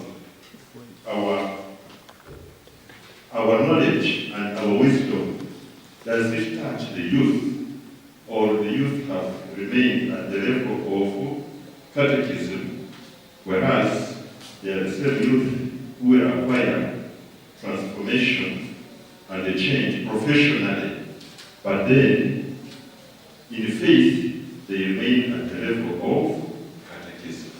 How far does their catechism transfer into this knowledge of professional development, ICT?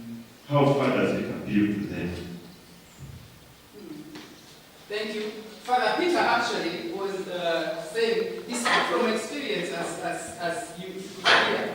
It only happens that that experience coincides with the experience of the speaker in the video. Yes? Personally, I saw that we lack clarity. We lack? Clarity. In many of the doctrines, especially when we are given them possibly time is minimum, when maybe you will tend to teach about different things, and many kids could be in similar books of the doctrine, trying to find the answers given from wrong places. Only I thank the doctor for one thing. He adhered to a statement that was done by the cardinal one time, that when you fall sick, you go to the hospital, after getting treatment, you don't stay in the hospital, you go back home. Fantastic. I like that statement. First of all, you are saying that you are wondering whether the message, okay, that you are supposed to relay to us actually comes in the form it is supposed to come. You are tempting me to say what I hadn't planned to say, but it has been in my heart for many years. Let me say it. From my analysis, this is what happens to a Catholic priest generally. I'm generalizing. Catholic priests, and I'm going to use the metaphor in academia. Catholic priests are trained as high voltage professors at that intellectual level. You are trained as engineers. I'm using a metaphor.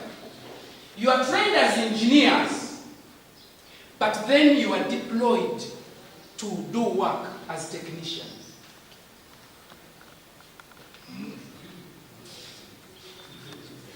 You get me? Yeah. You are trained as engineers. Now there is a difference. An engineer is trained to do very different things from a technician.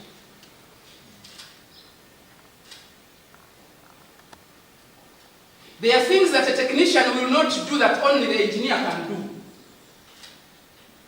Such as designing the engine system, for example. They cannot build this structure here without an engineer who is a consultant. Because this guy is the theoretician who thinks deeply. That's why we have the universities, academic universities, and we have technical and vocational institutions. Now that does not happen to priests. You are trained as an engineer and you are deployed as a technician.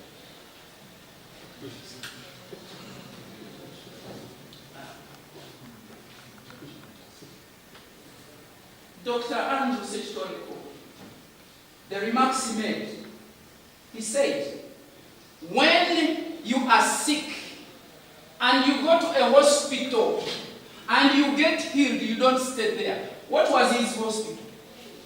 He didn't mention the church, but I guess what that church was. That what grounded Dr. Sechtoriko, that now he's the one who is actually consulted by the mainstream church to help other Catholics to deepen their faith as Catholics. He picked the skill and the insights from a Pentecostal church.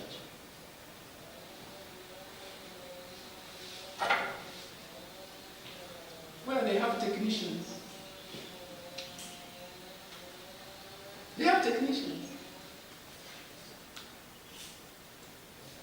I'll put that in the parking yard. Father, you excuse me, sometimes I'm going to be as if I'm ignoring you, but I'm not ignoring you.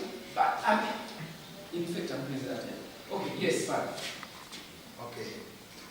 Yes, you are talking about the reality of the ground. 3 years ago at the funeral. Yes. Near 3 years ago at the funeral, near Lake Kwania, where they opened a new church.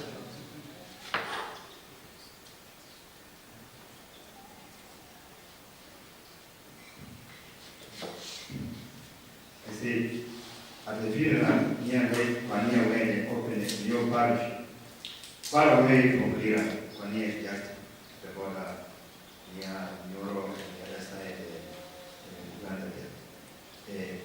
People went back commenting after my home there, said, why is the bishop keeping this kind of priest there in the village?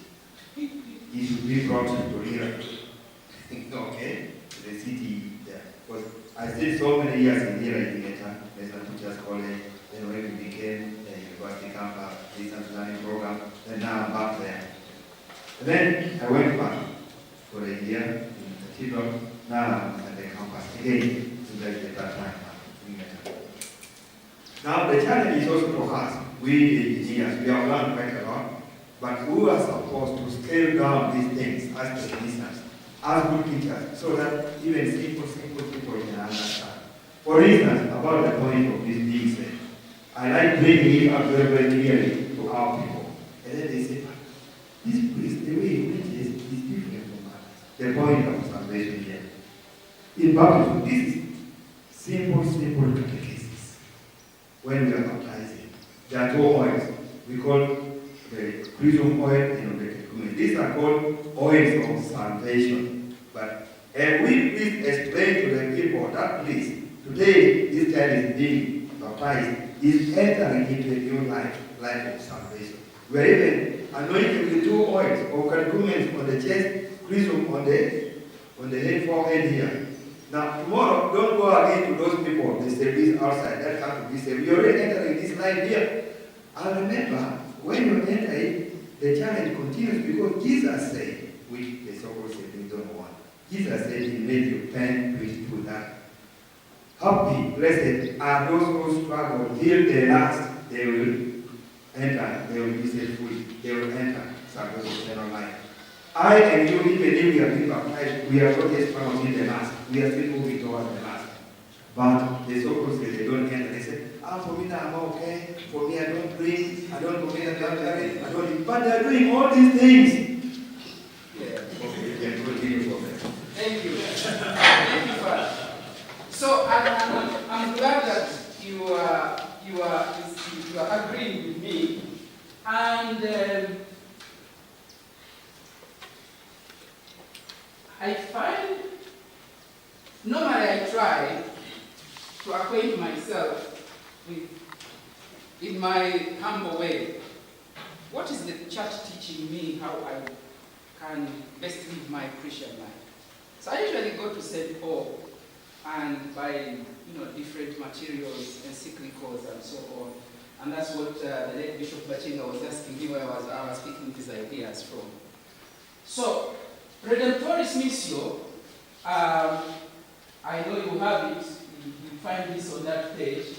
And I like what Pope John Paul II said. God is opening before the church the horizons of a humanity more fully prepared for the sowing of the gospel. These young people are yearning, like yearning has never been. They are yearning, there is a yearning. You'll see it in all your institutions. And not only the young people, all people are yearning. And this is what John Paul is talking about, sowing of the opening. God is opening before the church the horizon of humanity, fully prepared for the sowing of the gospel. He says, I sense that the moment has come to commit all the church's energies to a new evangelization and the mission agendas.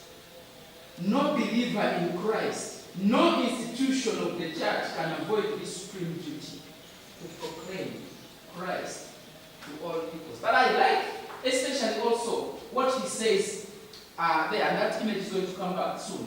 Do not be afraid. Do not be satisfied with mediocrity. When I go for Mass, I usually want to sit behind and experience what the person behind the experience is.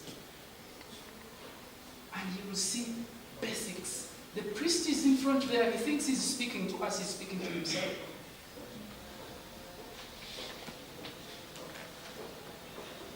When I trained the bishops, the priests in Canada, I asked them, do they ever take you through training in communication skills? Maybe they started. I used also to go to twice St. Zimbabwe. And I used to ask these questions. I think that was before you. I used to ask these questions. And I said, no. Okay. So I provoked these priests in Canada. I went with tapes of Joyce Myers, T.B. Jakes, and Joel Osteen. Those Pentecostal preachers. So I asked the priest, I put on. So I asked them, so this man preaches for 2 hours non-stop. I don't see any human being dozing. But if you look at the training they go through, can I shock you? I go for Mass at Rubaga Cathedral every day because after dropping my kids, I go to the cathedral for Mass, 6:30. On Sunday, I go to Rubaga Cathedral for Mass. And I go to Watoto Church, that Pentecostal church. Yes, I go there. And I attend a service of 2 hours and sit in and listen to the teaching. I'm telling it to you because you are priests. There are no other people I'm going to scandalize. I've been doing that for more than 15 years.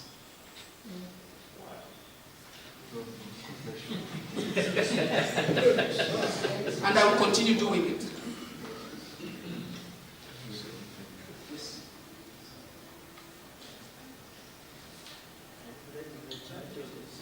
No, I'm not blaming the church. And I told the big pastor there, I met and was shocked.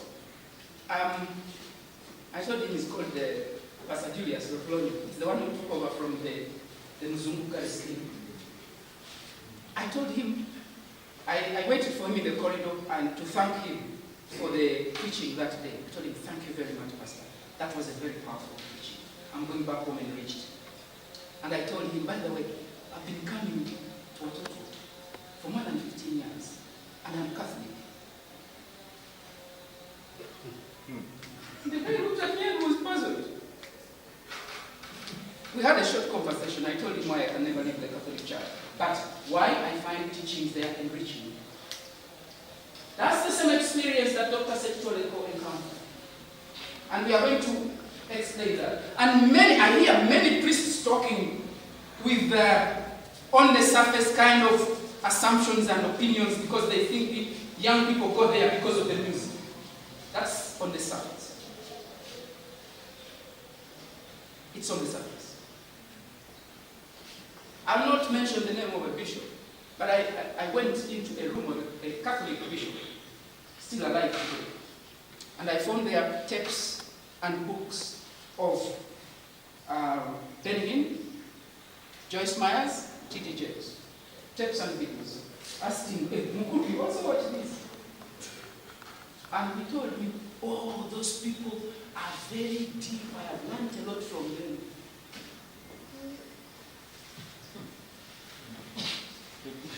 Mm-hmm. I told you I'm going to be radical. I don't pretend. Okay?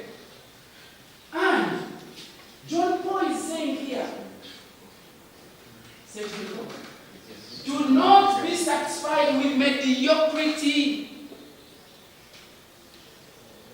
And soon I'm going to show you what it is.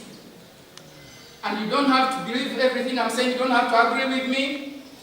Just take what speaks to you. Here, they're explaining new evangelization. The new evangelization calls each of us to deepen our faith. I put some of these in red. Believe in the gospel message and go forth to proclaim the gospel.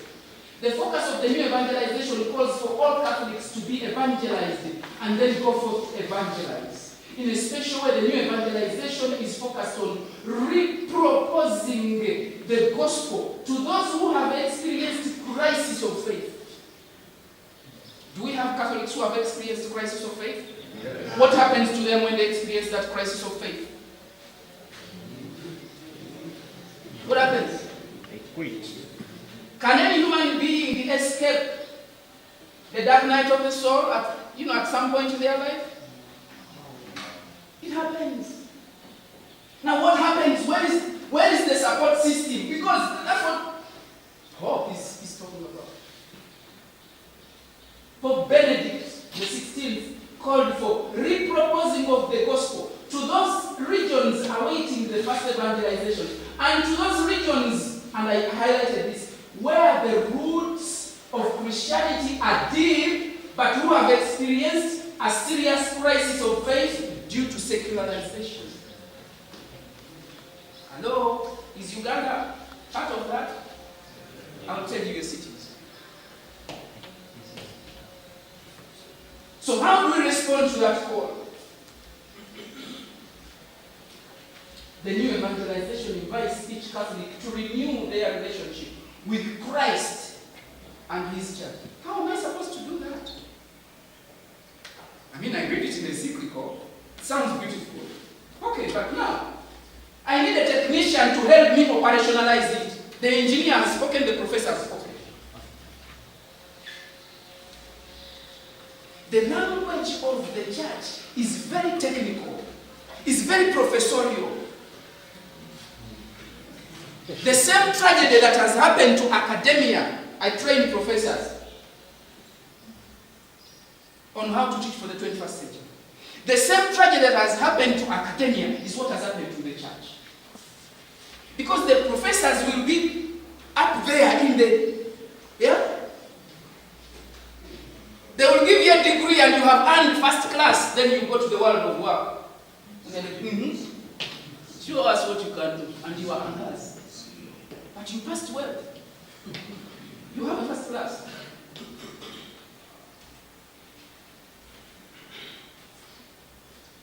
That's why now government has put emphasis on technical and vocational institutions, because for it is bogged down by the unemployment of the youth, and they don't have an employable skill, a production skill. That's the problem. So what, I juxtapose that. What is it with academia is the same thing with church.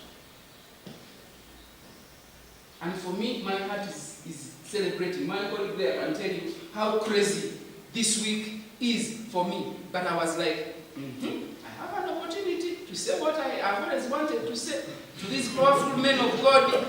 Let me cancel other programs. We shall sort ourselves later. Let me go and say the things. At least, maybe I came here to just wash my heart clean. Maybe. Isn't it lunchtime already? So, pardon? So our point, I told you I'm going to marathon because we lost time. Our point of departure is this. Now, listen. Have you heard of the Christophers? There is a book that a certain gentleman in Tanzania, I went to Tanzania to do training. It was a Catholic community. And an old man wrote out this book and gave it to me.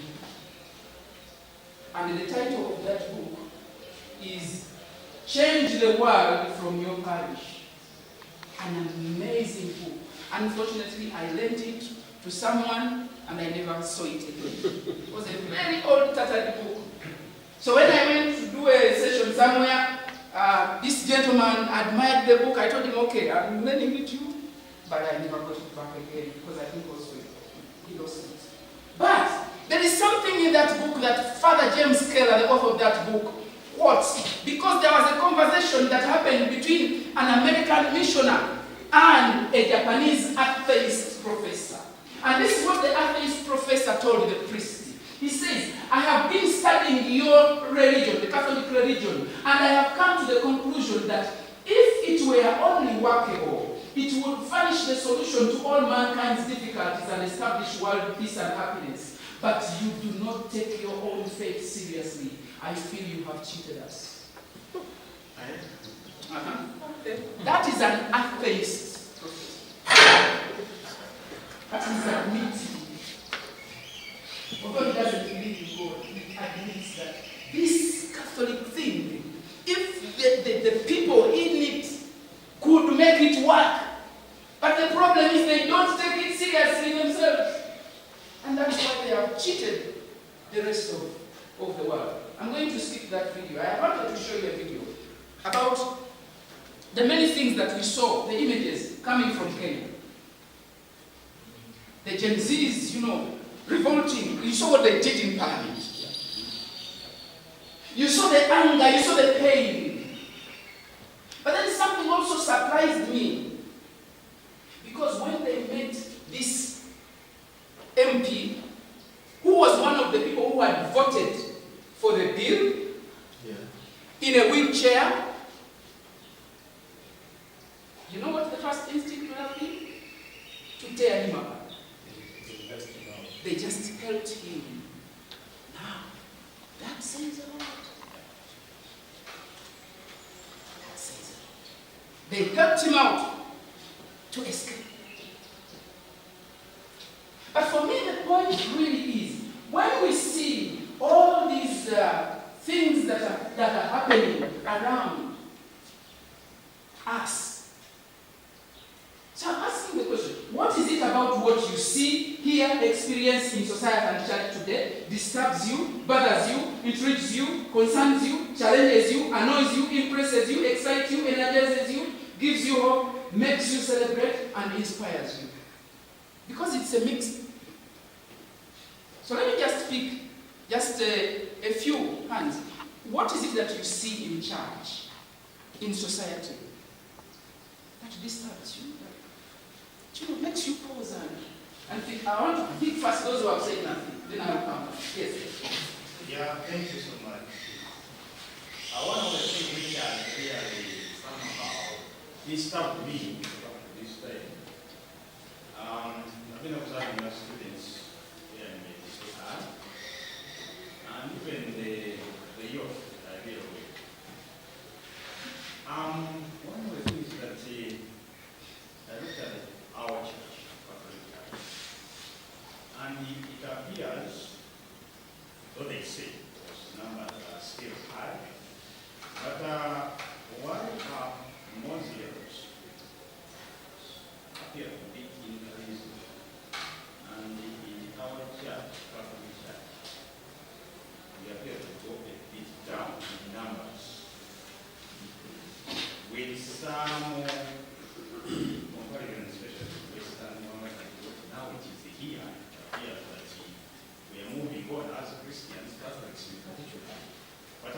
using my legal research in the court, always we had missions. So a couple of our stations, Moscow, BTC, Nyondo. But from the admissions and from the applications, when I go to cite about 3 times, I see more Pentecostal Catholics active. There are more those who prescribe totally to the Catholic religion in our own institution, the number is low, and we have more members of other regions within our institution. My question, that is actually why I disturbed him to speak right now. Okay, so that disturbs him, but I'm coming back to you. I want to take this one. You have not said anything. Yes, I'm coming. Yes. What disturbs me, which at the same time I see the challenge, the big challenge of the church is the youth that we accompany them. Sometimes when we capitalize on, we have Christian initiation, that we get the young ones, when they get baptized, they're left. And someone will pray last, maybe the time he also gets the first Holy Communion. And then maybe few will come for confirmation, and then the person is dead. What disturbs me is there is really a very big gap that is left. In Christian initiation, we are supposed to accompany them, but we capitalize on those theoretical practices. Someone has mastered maybe how God has created the world, and you sing, you can say the 10 Commandments up to the end. But we don't dissect it and live it practically. Practically, what does it mean to love? And how do you show that love? And that is why the others come around and be confusing, because there is a vacuum there. Someone comes and enters him, then begin to say, now I'm going to save you. And yet someone is already put on that line of salvation. And the last day is the day of getting saved, when you go back now and enjoy on the other side. I hope you understand. So, I hope I understand. So, that value which is left is something that we need to capitalize on, which I see even the issue of chaplaincy for the youth in the dioceses should be taken seriously, and then something practical should be designed, not just saying, calling them for a gathering, and then you pick a few coins around and then they go back. No. Something practical. They need to, actually, what I want to say, they need to be accompanied in their life from day one to their last time here on earth. They need to be accompanied. We all need to be accompanied, isn't it? Yes. But I'll come here. Let me first have you, and then I'll have you. Thank you very much. What I sometimes go to the prison apostolate. You get a devout Catholic, someone from a very devout Catholic family has grown up, and I was shocked in 2020 when I went to the prisoners, and people said, Father, we want baptism. What was amazing, one is behind the residence of the bishop. From that day, they registered 20, and then after my catechist, who was from outside, was not relevant. Then I had to change approach. I looked for one outstanding, a charismatic leader. I said, you are now a catechist. He was able to source out many of them. And I baptized 67 on Easter Monday. And after I baptized, 42 were released. They came to me, Father, thank you for your prayer. I have been released. and says, what I have learned from the prison is more than Catholic. I can now read the Bible on my own. I know what it means to be creative, and I have touched many. And from that time, he never misses church. He is practical. He comes and tells people, we are no Catholics. That, I found it very, very disturbing. Sorry, Father. Yes. Yes, thank you, Father. Yeah. Oh, yes. I was almost there. This very father of something. Yes, I'm a father of 3. One went to be with the Lord on the Easter of 2020, the firstborn. Yes. Easter, you know what that means. So what disturbs me, sometimes somehow the rigidity in the church. When you come up, looking at now the current situation, and you come up, you want to make sure that you put the things in, at least also you move much with the current situation. Usually we have a challenge of they pull you down. Is this what goes slowly? Yes. But the church goes slowly. Yes, the goes slowly has taken away so many. Yes. You submit. Did I? Was the full stop due? Yes. Okay, great. Thank you, Father. So I'm coming to you, Father, then I go there, then I come here. Yes. Please. Kindly be quick, each one be quick so that First of all, I want to make a general statement, then I talk about my concern. Yes. My general statement is in the form of a question that without the Catholic charismatic renewal now in our country, where would the church be? Okay, close the bracket. Now. You ran away from there very quickly. I'll come back later. Now, I'm talking about the signs of the time. That's where my concern is. One of the signs of the time today is that more and more people, and these are young, 17, 15, 13, maybe even 20 something, and they're like, well, about 50% of the population in this country are leaving us. They go to the Pentecostals. Even after our masses, our liturgy on Sunday, in the morning, they still go in the afternoon to others. Yes. Which means the problem is not with them who go there, but with us. There is something which they want, they cannot get with me, with him, with you, but they go to get it from there. And not only young people, even a grown-up, a big person, a parent, a grandparent, like you have been going to Watoto for these years, because something was lacking. Something has been lacking. That's why you have been going. Not in past tense, Father. Present continuous. Yes. There is something which you are not getting from inside, from home here. That's why you go there. Okay. But on the other end, a bit consoling is that you find also these young people more and more join the choir, in the Catholic Church, and they come, and they do feel they're not being paid anything. But I think there should be something beyond the choir now. Putting faith into practice. The issue of praying in Rubaka, Cathedral, or in Hira, or in Rusozo, or where every morning, then when Mass is over, you get into your car or motorcycle, you go away, you don't stop for a while.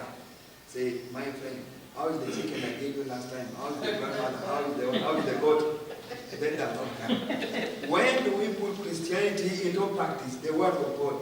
When do we put it into practice? For me, the best place for putting the word of God into practice is at home in our small setting of small Christian community. The chaplaincy, or the community there in the university, or the hospital workers, there should be a pastoral council, there should be a small Christian community there, whereby people know one another, know the number. They know the challenges so-and-so is going through. They know when there's a problem with so-and-so, we can advise, we can counsel, we can share something, resources, we can encourage this and that. So we stand together. These other people who are there, they put in a lot of, they know socially how to link with one another, socially, financially, psychologically, they bring psychology, this and that, so that They feel they belong. And when they are addressing one another, my brother or my sister, they really mean it. There is a closeness. The common denominator there becomes their religion, what brings them together.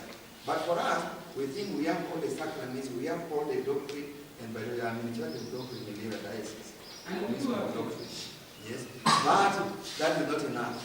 You see, we still lack being practical, translating it into practical life, so that this religion is lived even here. Because when the priest says the mass is ended, go in peace, it doesn't mean, amen, now we shall come to listen to you again. It means go and begin putting into practice. Yeah. Thank you, Father. So, I guess that the insights that are coming out here, by the end, this is the one. By the end of the course, you have gathered a lot, you have reflected on a lot. I'll give you a practical example about what you have said. My wife and I have been to Watoto Church for the marriage seminar. Okay? Now the marriage seminar is based on a book and a movie called War Room. Okay? War Room. So we went and a whole day.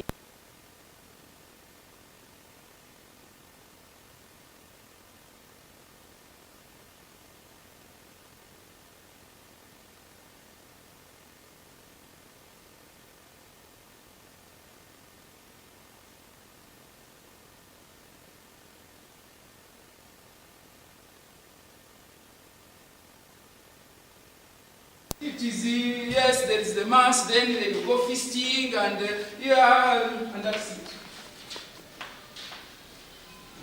They have at Watoto Church what they call the marketplace ministry.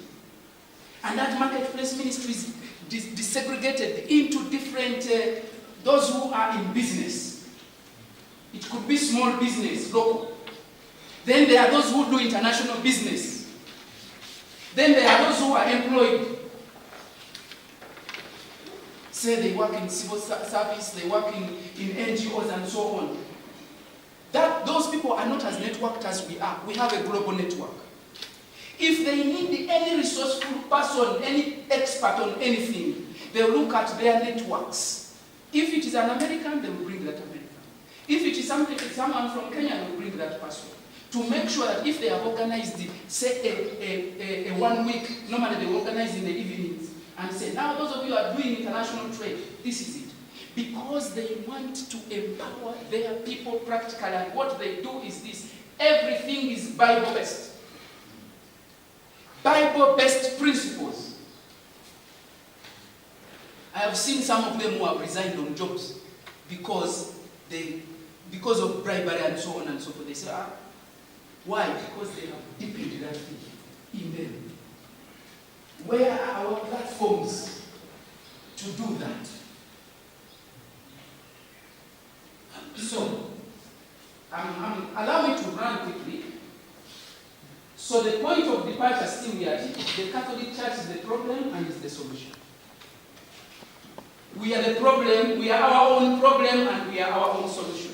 So it's up to us. You see how that puzzle is? You see that red has been removed from where there is the word problem. That's where it fits. So if we are to sit it back where it's supposed to sit, the puzzle will be complete. In other words, what am I saying? We have to go back to the roots. And the problem is very simple, and I'm going to use this analogy or metaphor of the boiling frog. Peter Senge is a management philosopher. He wrote a book, The Fifth Discipline. And in that book, he tells the metaphor of a boiling frog and says, if you get a frog, it's living, and you put it in, so you have a frog and you have a pan of boiling water on fire. So if you get the frog and drop it into the pan of boiling water, how will the frog react? Immediately it will jump out with all its might. It may succeed, most likely it will fail, but one thing is for sure, with all its might it will jump. Second scenario, if you take a frog and you have a pan of cold water and you put the frog in the cold water and you get the pan and put the pan on fire, what will happen? The frog will enjoy the gradually rising temperature. After all, in biology, I think they tell us that it has the capacity to keep adjusting its internal temperature to match the outside temperature. But that will only happen until a threshold maximum, when it can no longer afford to jump out or even to survive. So the frog will die slowly but surely. And Peter Semi concludes that unfortunately, that's how empires die. That's how powerful enterprises die. That's why once upon a time the Roman Empire that was is no more. The British Empire that was is no more. All those empires you can talk about them. We have seen schools that were on top of the charts in the 1980s and 90s in Uganda, and they are no longer on the top of the charts. And new schools have emerged, they are the ones on top of the charts. Because Joe Barker says when a paradigm shifts, everybody goes back to zero. The 21st century has shifted the paradigm. These Gen Zs, you can no longer just tell them things like that without explanation and they will buy into it. No. They will say, thank you very much, Father, but I don't find meaning in this church. No.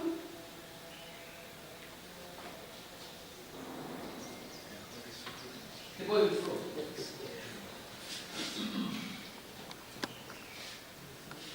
So, the thief comes only to steal, kill, destroy. We know that, you know that more than I do. You can give a sermon on it, you do it for a week. But Pope John Paul, again in Redemptoris Mission, is saying, it is not the church's mission to work directly on the economic, technical, or political levels, or to contribute materially to development. I thought this would be very interesting. Eh? Rather, now this one I highlighted, rather, her mission consists essentially in offering people an opportunity not to have more, but to be more.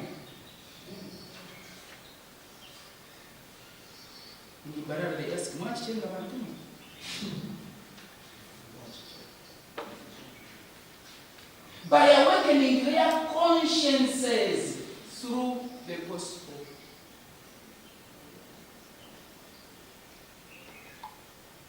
I think the job of the chaplain is well cut out there. The church and her missionaries also promote development. Now, this is a Bible. He's adding, he has articulated what the core mission is. But now he's saying, the church and her missionaries also promote development through schools where you work, hospitals where you work, printing presses, universities, and experimental farms. But, now here is the point, but people's development does not derive primarily from money, material assistance, or technological means, but from the formation of consciences and the gradual maturing of ways of thinking and patterns of behavior. So I'll ask Father Chaplain, on top of the powerful mass that we say for the people that we are chaplains to, what is it that we do that fulfills that criteria? On top of the powerful mass. What? Man is the principal agent of development, not money or technology or other material things. The church forms consciences by revealing to people, to peoples, the God whom they seek and do not yet know. The grandeur of man created in God's image and loved by him. The equality of all men and women as God's sons and daughters. The mastery of man over nature created by God and placed at man's service. And the obligation of work for development of the whole person and of all mankind. All our things have been cut out very clearly. They are there. Some people are so poor, all they have is money. That's Bob Marley.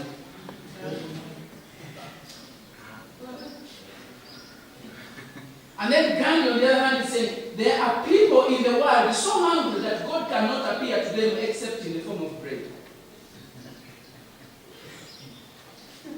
Of course, that is a given. And that now, to address that, it has to do with the approach. And you remember what Archbishop Domehelda Kamara once remarked, when I give food to the poor, they call me a saint. When I ask why they are poor, why the poor have no food, they call me a communist. The same government that praises him when he gives food to the poor is the same government that castigates him when he asks why they are poor. In other words, we cannot run away from asking why they are poor. Because giving food is not our main. No, it's not. That's what Pope John Paul is saying. So the missed opportunity, in my view, is this. You know now the demographics of the country. And it is telling us that people 17 years and below constitute 50.5%. 50.5% are 17 years and below. That's your market, where your market is.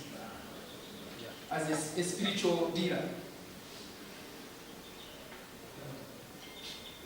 You are spiritual dealers, right? That's where your market is. If you can't package your products for that market, you are out of business. And I'm glad you are here.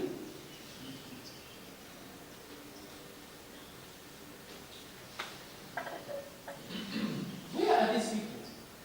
Who has access to them? What do we do with them when they avail themselves martyrs? Let me tell you, in this country, even President Museveni cannot afford to convene the people that you convene every day, every week, without giving them money. We bring ourselves to you every day, every Sunday. We don't ask you for transport refund like they ask when they go to Kololo. You don't even prepare for us free lunch like they prepare at Kololo. We bring ourselves at our own costs. And we put ourselves there, and none of us says anything. You are free to put in here whatever you choose. What do you do with us when we bring ourselves to you? What value do you add to these young people when they come to you? Why should they vote for you? Why should they come again and again and again? Give them a reason to come again and again. Christ never chased for anybody. He never did that. They chased after him. He ran away from them. They looked for him. They smoked him out. And he delegated you. He left you with all the powers, not some of the powers. All of them. And he told you, you will do more than he did.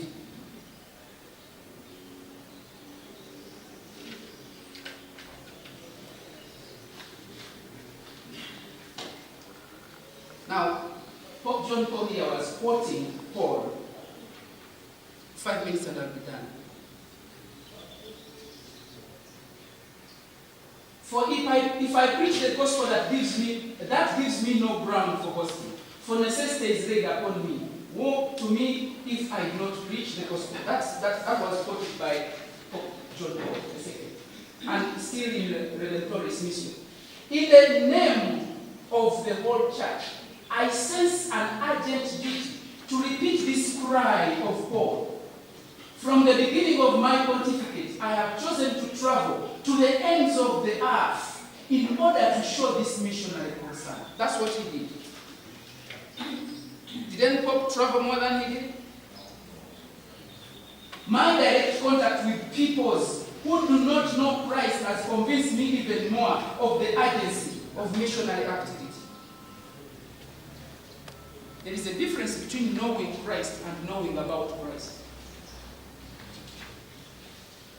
Most of your average Catholic knows about Christ but doesn't know Christ.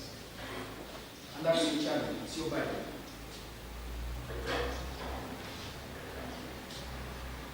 But what moves me even more strongly to proclaim the urgency of missionary evangelization is the fact that it is the primary service which the church can render to every individual and to all humanity in the modern world. a world which has experienced marvelous achievements, but which seems to have lost its sense of ultimate realities and existence itself. We have conquered technology, we have conquered all these intellectual disciplines, but we have lost ourselves. And the burden, I think, is on you chaplains. You know why? Because majority of these people are in your territory. They spend more time in school, those who are chaplains in schools, than they spend anywhere else. So you have a blank check with you, and the solution that I want to leave you with is this, from my perspective. One, we have to go back to the roots. Because if you go back to the roots, you will be able to fix the other bit of the puzzle back to where it belongs, and the whole thing will be complete. And again, St. John Paul comes back here. Do not be afraid, do not be satisfied with mediocrity. Because I think we, as a church, we have settled for mediocrity. And this is general. This is general with us. It's general. I see it with our institutions. So that mediocrity is two. Okay. We inherited a teaching church.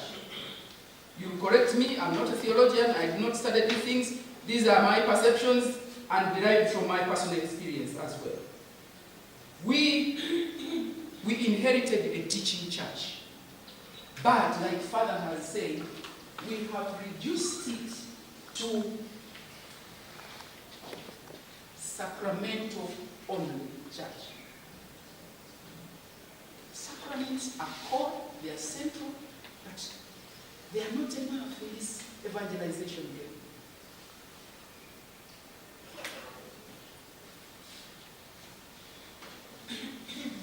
I wanted to use this to illustrate that scenario. That's Matthew 4:23. Jesus went throughout Galilee, teaching in their synagogues, proclaiming the good news of the kingdom and healing every disease and sickness among the people. Teaching. In fact, at the point where he feeds the 4,000, there is a powerful statement he makes. He says, Jesus called his disciples to him and said, I have compassion for these people. They have already been with me 3 days and they have nothing to eat. 3 days. What is he doing with them? 3 days. Teaching. He handed us a teaching church. We have reduced it to a sacramental church. I'm not saying sacramental is bad. Sacraments, yes. Plus. He combined them, but he spent most time teaching. Where do we teach? Where are we teaching?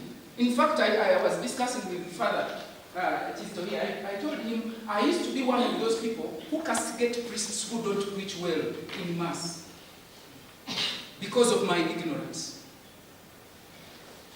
Until I learned that actually, there doesn't even have to be a preaching in Mass. Not as of necessity. Am I right? So Mass is not the place for teaching. But we haven't created other spaces for teaching. The only time when Catholic interfaces with the Word of God is at Mass. At least the Word of God as instructed by the person who has been trained and even ordained and consecrated to do that, who is the priest. The only time we have that is at Mass. How do you expect to deepen the faith when I'm so ignorant of the Word of God and how it works in my life and how it relates? No wonder. The average Catholic is so lukewarm, ignorant of the Word of God, and so intimidated by the trickery of the enemy. Yes or yes? True. It is a deep-seated spiritual inferiority complex that emanates from not knowing who we are as children of God. We Catholics.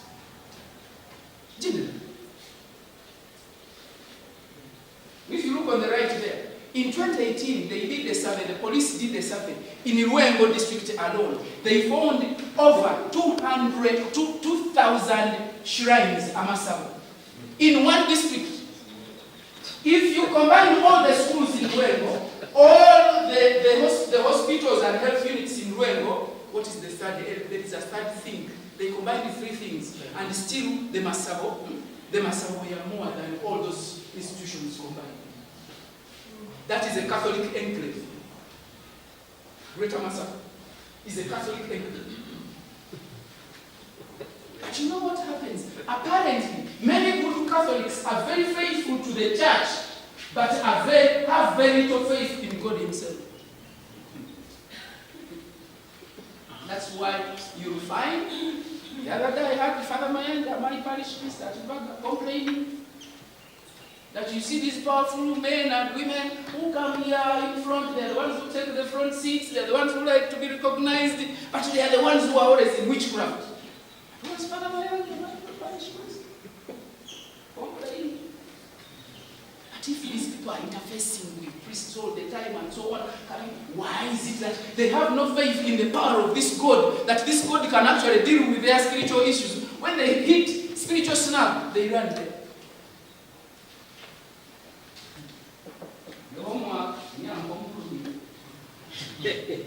The predicament of our time is not a crisis of dogma, I dare say. It's not a crisis of dogma. It is a simple crisis of programming, teaching. Look at your chaplaincies wherever you are, wherever you serve. Ask yourself, apart from Mass, what other programs do I have to interface with these people who have a lot of questions, who have a lot of dilemmas, who have a lot of unanswered issues, but they have nowhere to go. And when someone comes and provides an answer, but that answer will be a package. The only reason why I will never depart from the Catholic Church is because, one, I know that's where the truth is. That's one.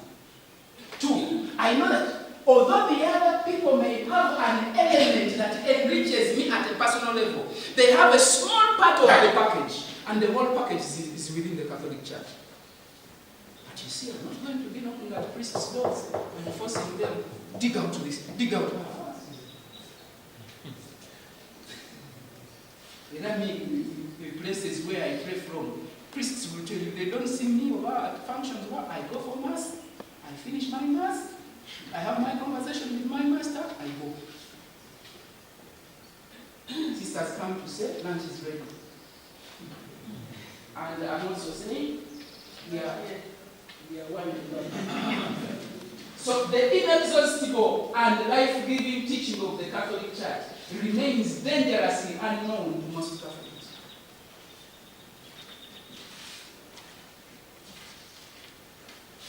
Sometimes I meet with some of the priests who are my friends. I ask them, what do you people?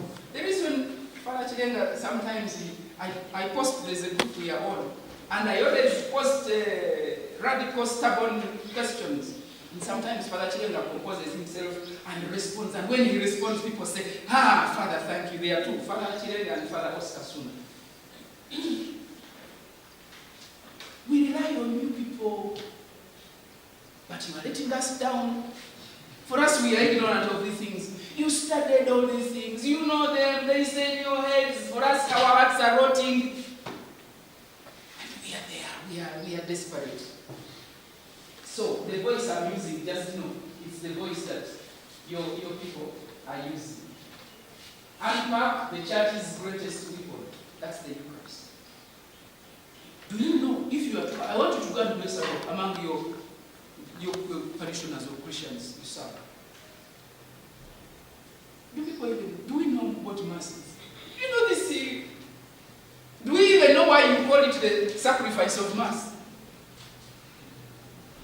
We don't know. We just come, we grew up seeing that from childhood, we received the first Holy Communion, so I come. Go and pray the prayer they taught me, and that is it. Do we even know its power?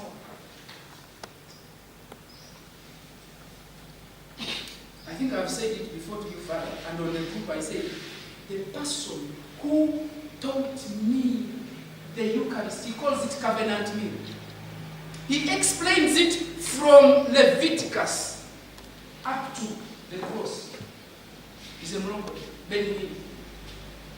And when Ben-Hinn was concluding, he said, he was telling fellow Barokole, one, on another instance, he told them that more miracles happen in the Catholic Church than in any of the Pentecostal churches because of the Eucharist. That's what Ben-Hinn told them. Then in another preaching, he told them that the only people who do the Eucharist right are the Catholics.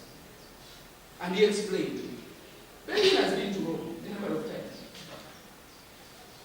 He has been to Rome a number of times.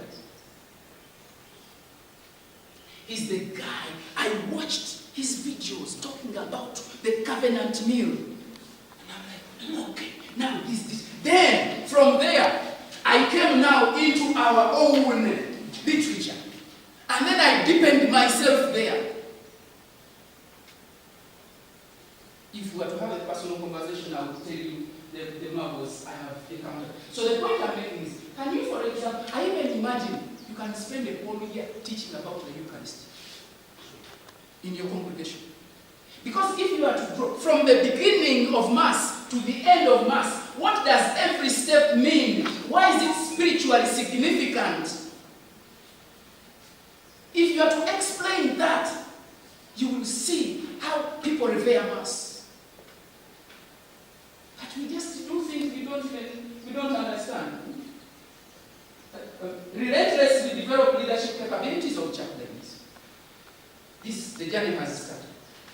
Why is that important? Because from my training, let me give you an example. I hope these cameras will save me from some of those, the comments I'm making or the statements I'm making. Let me tell you, in the Pentecostal network, they have specialized programs to train transformational leaders.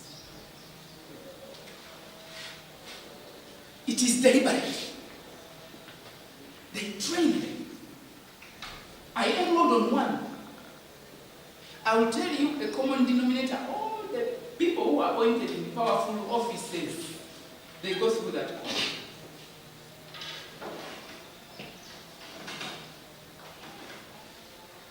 Father, with due respect, if you don't mind,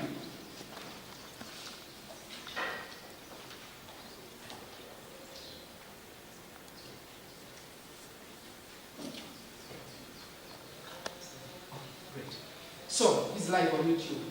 Thank you very much. I'll not mention that. But, do we have anywhere where we train leaders? Like, seriously. The point I wanted to make further, I know that we met a policy here, correct me if I'm wrong, that a student who is not a Catholic cannot become union president, right? It wasn't there before. We made it. So when I interrogated and asked, why? So you see what we are doing? We are doing affirmative action to close out all the others. Because we know we are not serious enough, we cannot build leadership capability among our people, so we must ring-fence them.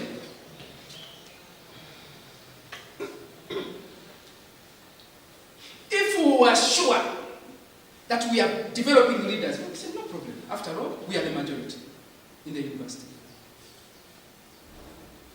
If you know that you have built the leadership, because are you going to be there in the field to defend them, to protect them, to ring-fence them? You're not going to be there. They will be subjected to the vagaries of open competition. So my personal opinion is build their leadership capability and let them be competitive wherever. That's the agenda that those people pursue. And that's what happens. So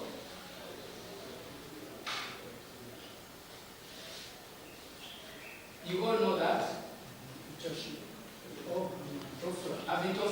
He says the illiterates of the 21st century will not be those who cannot read and write. No, it will be those who cannot learn and be learned. So thank you very much, fathers, for accepting to come for this training, because this is where the journey begins. And I want to leave you with that Madiba wisdom. He says the defining factor in life is resourcefulness, not resources. We cannot claim we don't have resources in the church. The question is, have we built the resourcefulness? The people that you work with in your chaplaincies, do you build their capacity so that they are able to confront? Have we built discipleship so that we can be able to propagate? And this is the last one. It's an invitation for us to reconceptualize the chaplaincy from periphery to the center of the institution. There is no way the chaplaincy is going to impact the people in institutions if it continues to be a footnote. Because Redemptoris Mission has told you that what is developing consciences. How are you going to do that? You have to permeate all programs of the institutions. There is a model chaplaincy. It could not be here. Nagarama, St. Joseph's Secondary School, Nagarama. Father Waswa has been in that chaplaincy, I think, for about 20 years. But you see, the chaplaincy has permeated in all aspects of the school. And you see it, you feel it, you experience it in the life of the school. The chaplaincy cannot be at the footnote, it cannot be at the periphery of the institution. And that is why you will need the capability for you now to navigate through the complexities of the institutions where you work so that you can make your voice heard. So that your voice can translate into policy shifts and So I want to thank you very much. You have been such a wonderful audience for me. And yeah, this is the end of the presentation.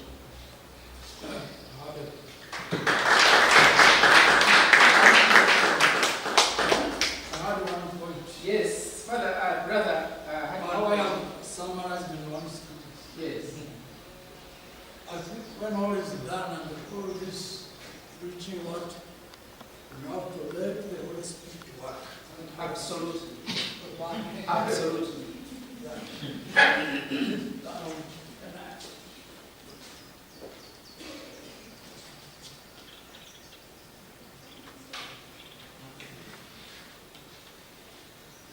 Can we give another round of applause, please, to Mr. Chibuga can speak about so many topics, and you have seen how we can come together for the whole audience. Now we speak about two, and I think it would be good for some feedback, give a few voices. What do you have? One from him, what you might want to ask. Can we take a few questions? Are you ready to take a few questions? And how do we go about this? Maybe I suggest you raise your questions and perhaps you write them down and then you stand up and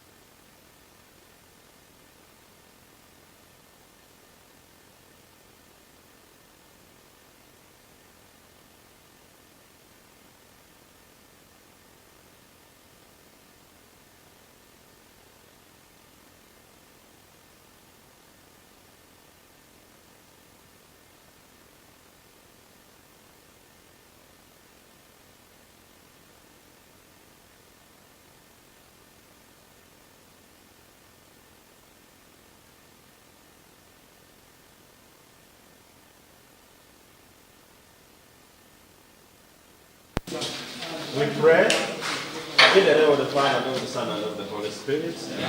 Bless us both, and these your wishes about the speak to your glory, Christ and our Lord. In the name of the Father, and of the Son, and of the Holy Spirit. Bon appetit. so we shall see. Down any time. What time do we need? Because if you don't tell us, you may not see us. Because they...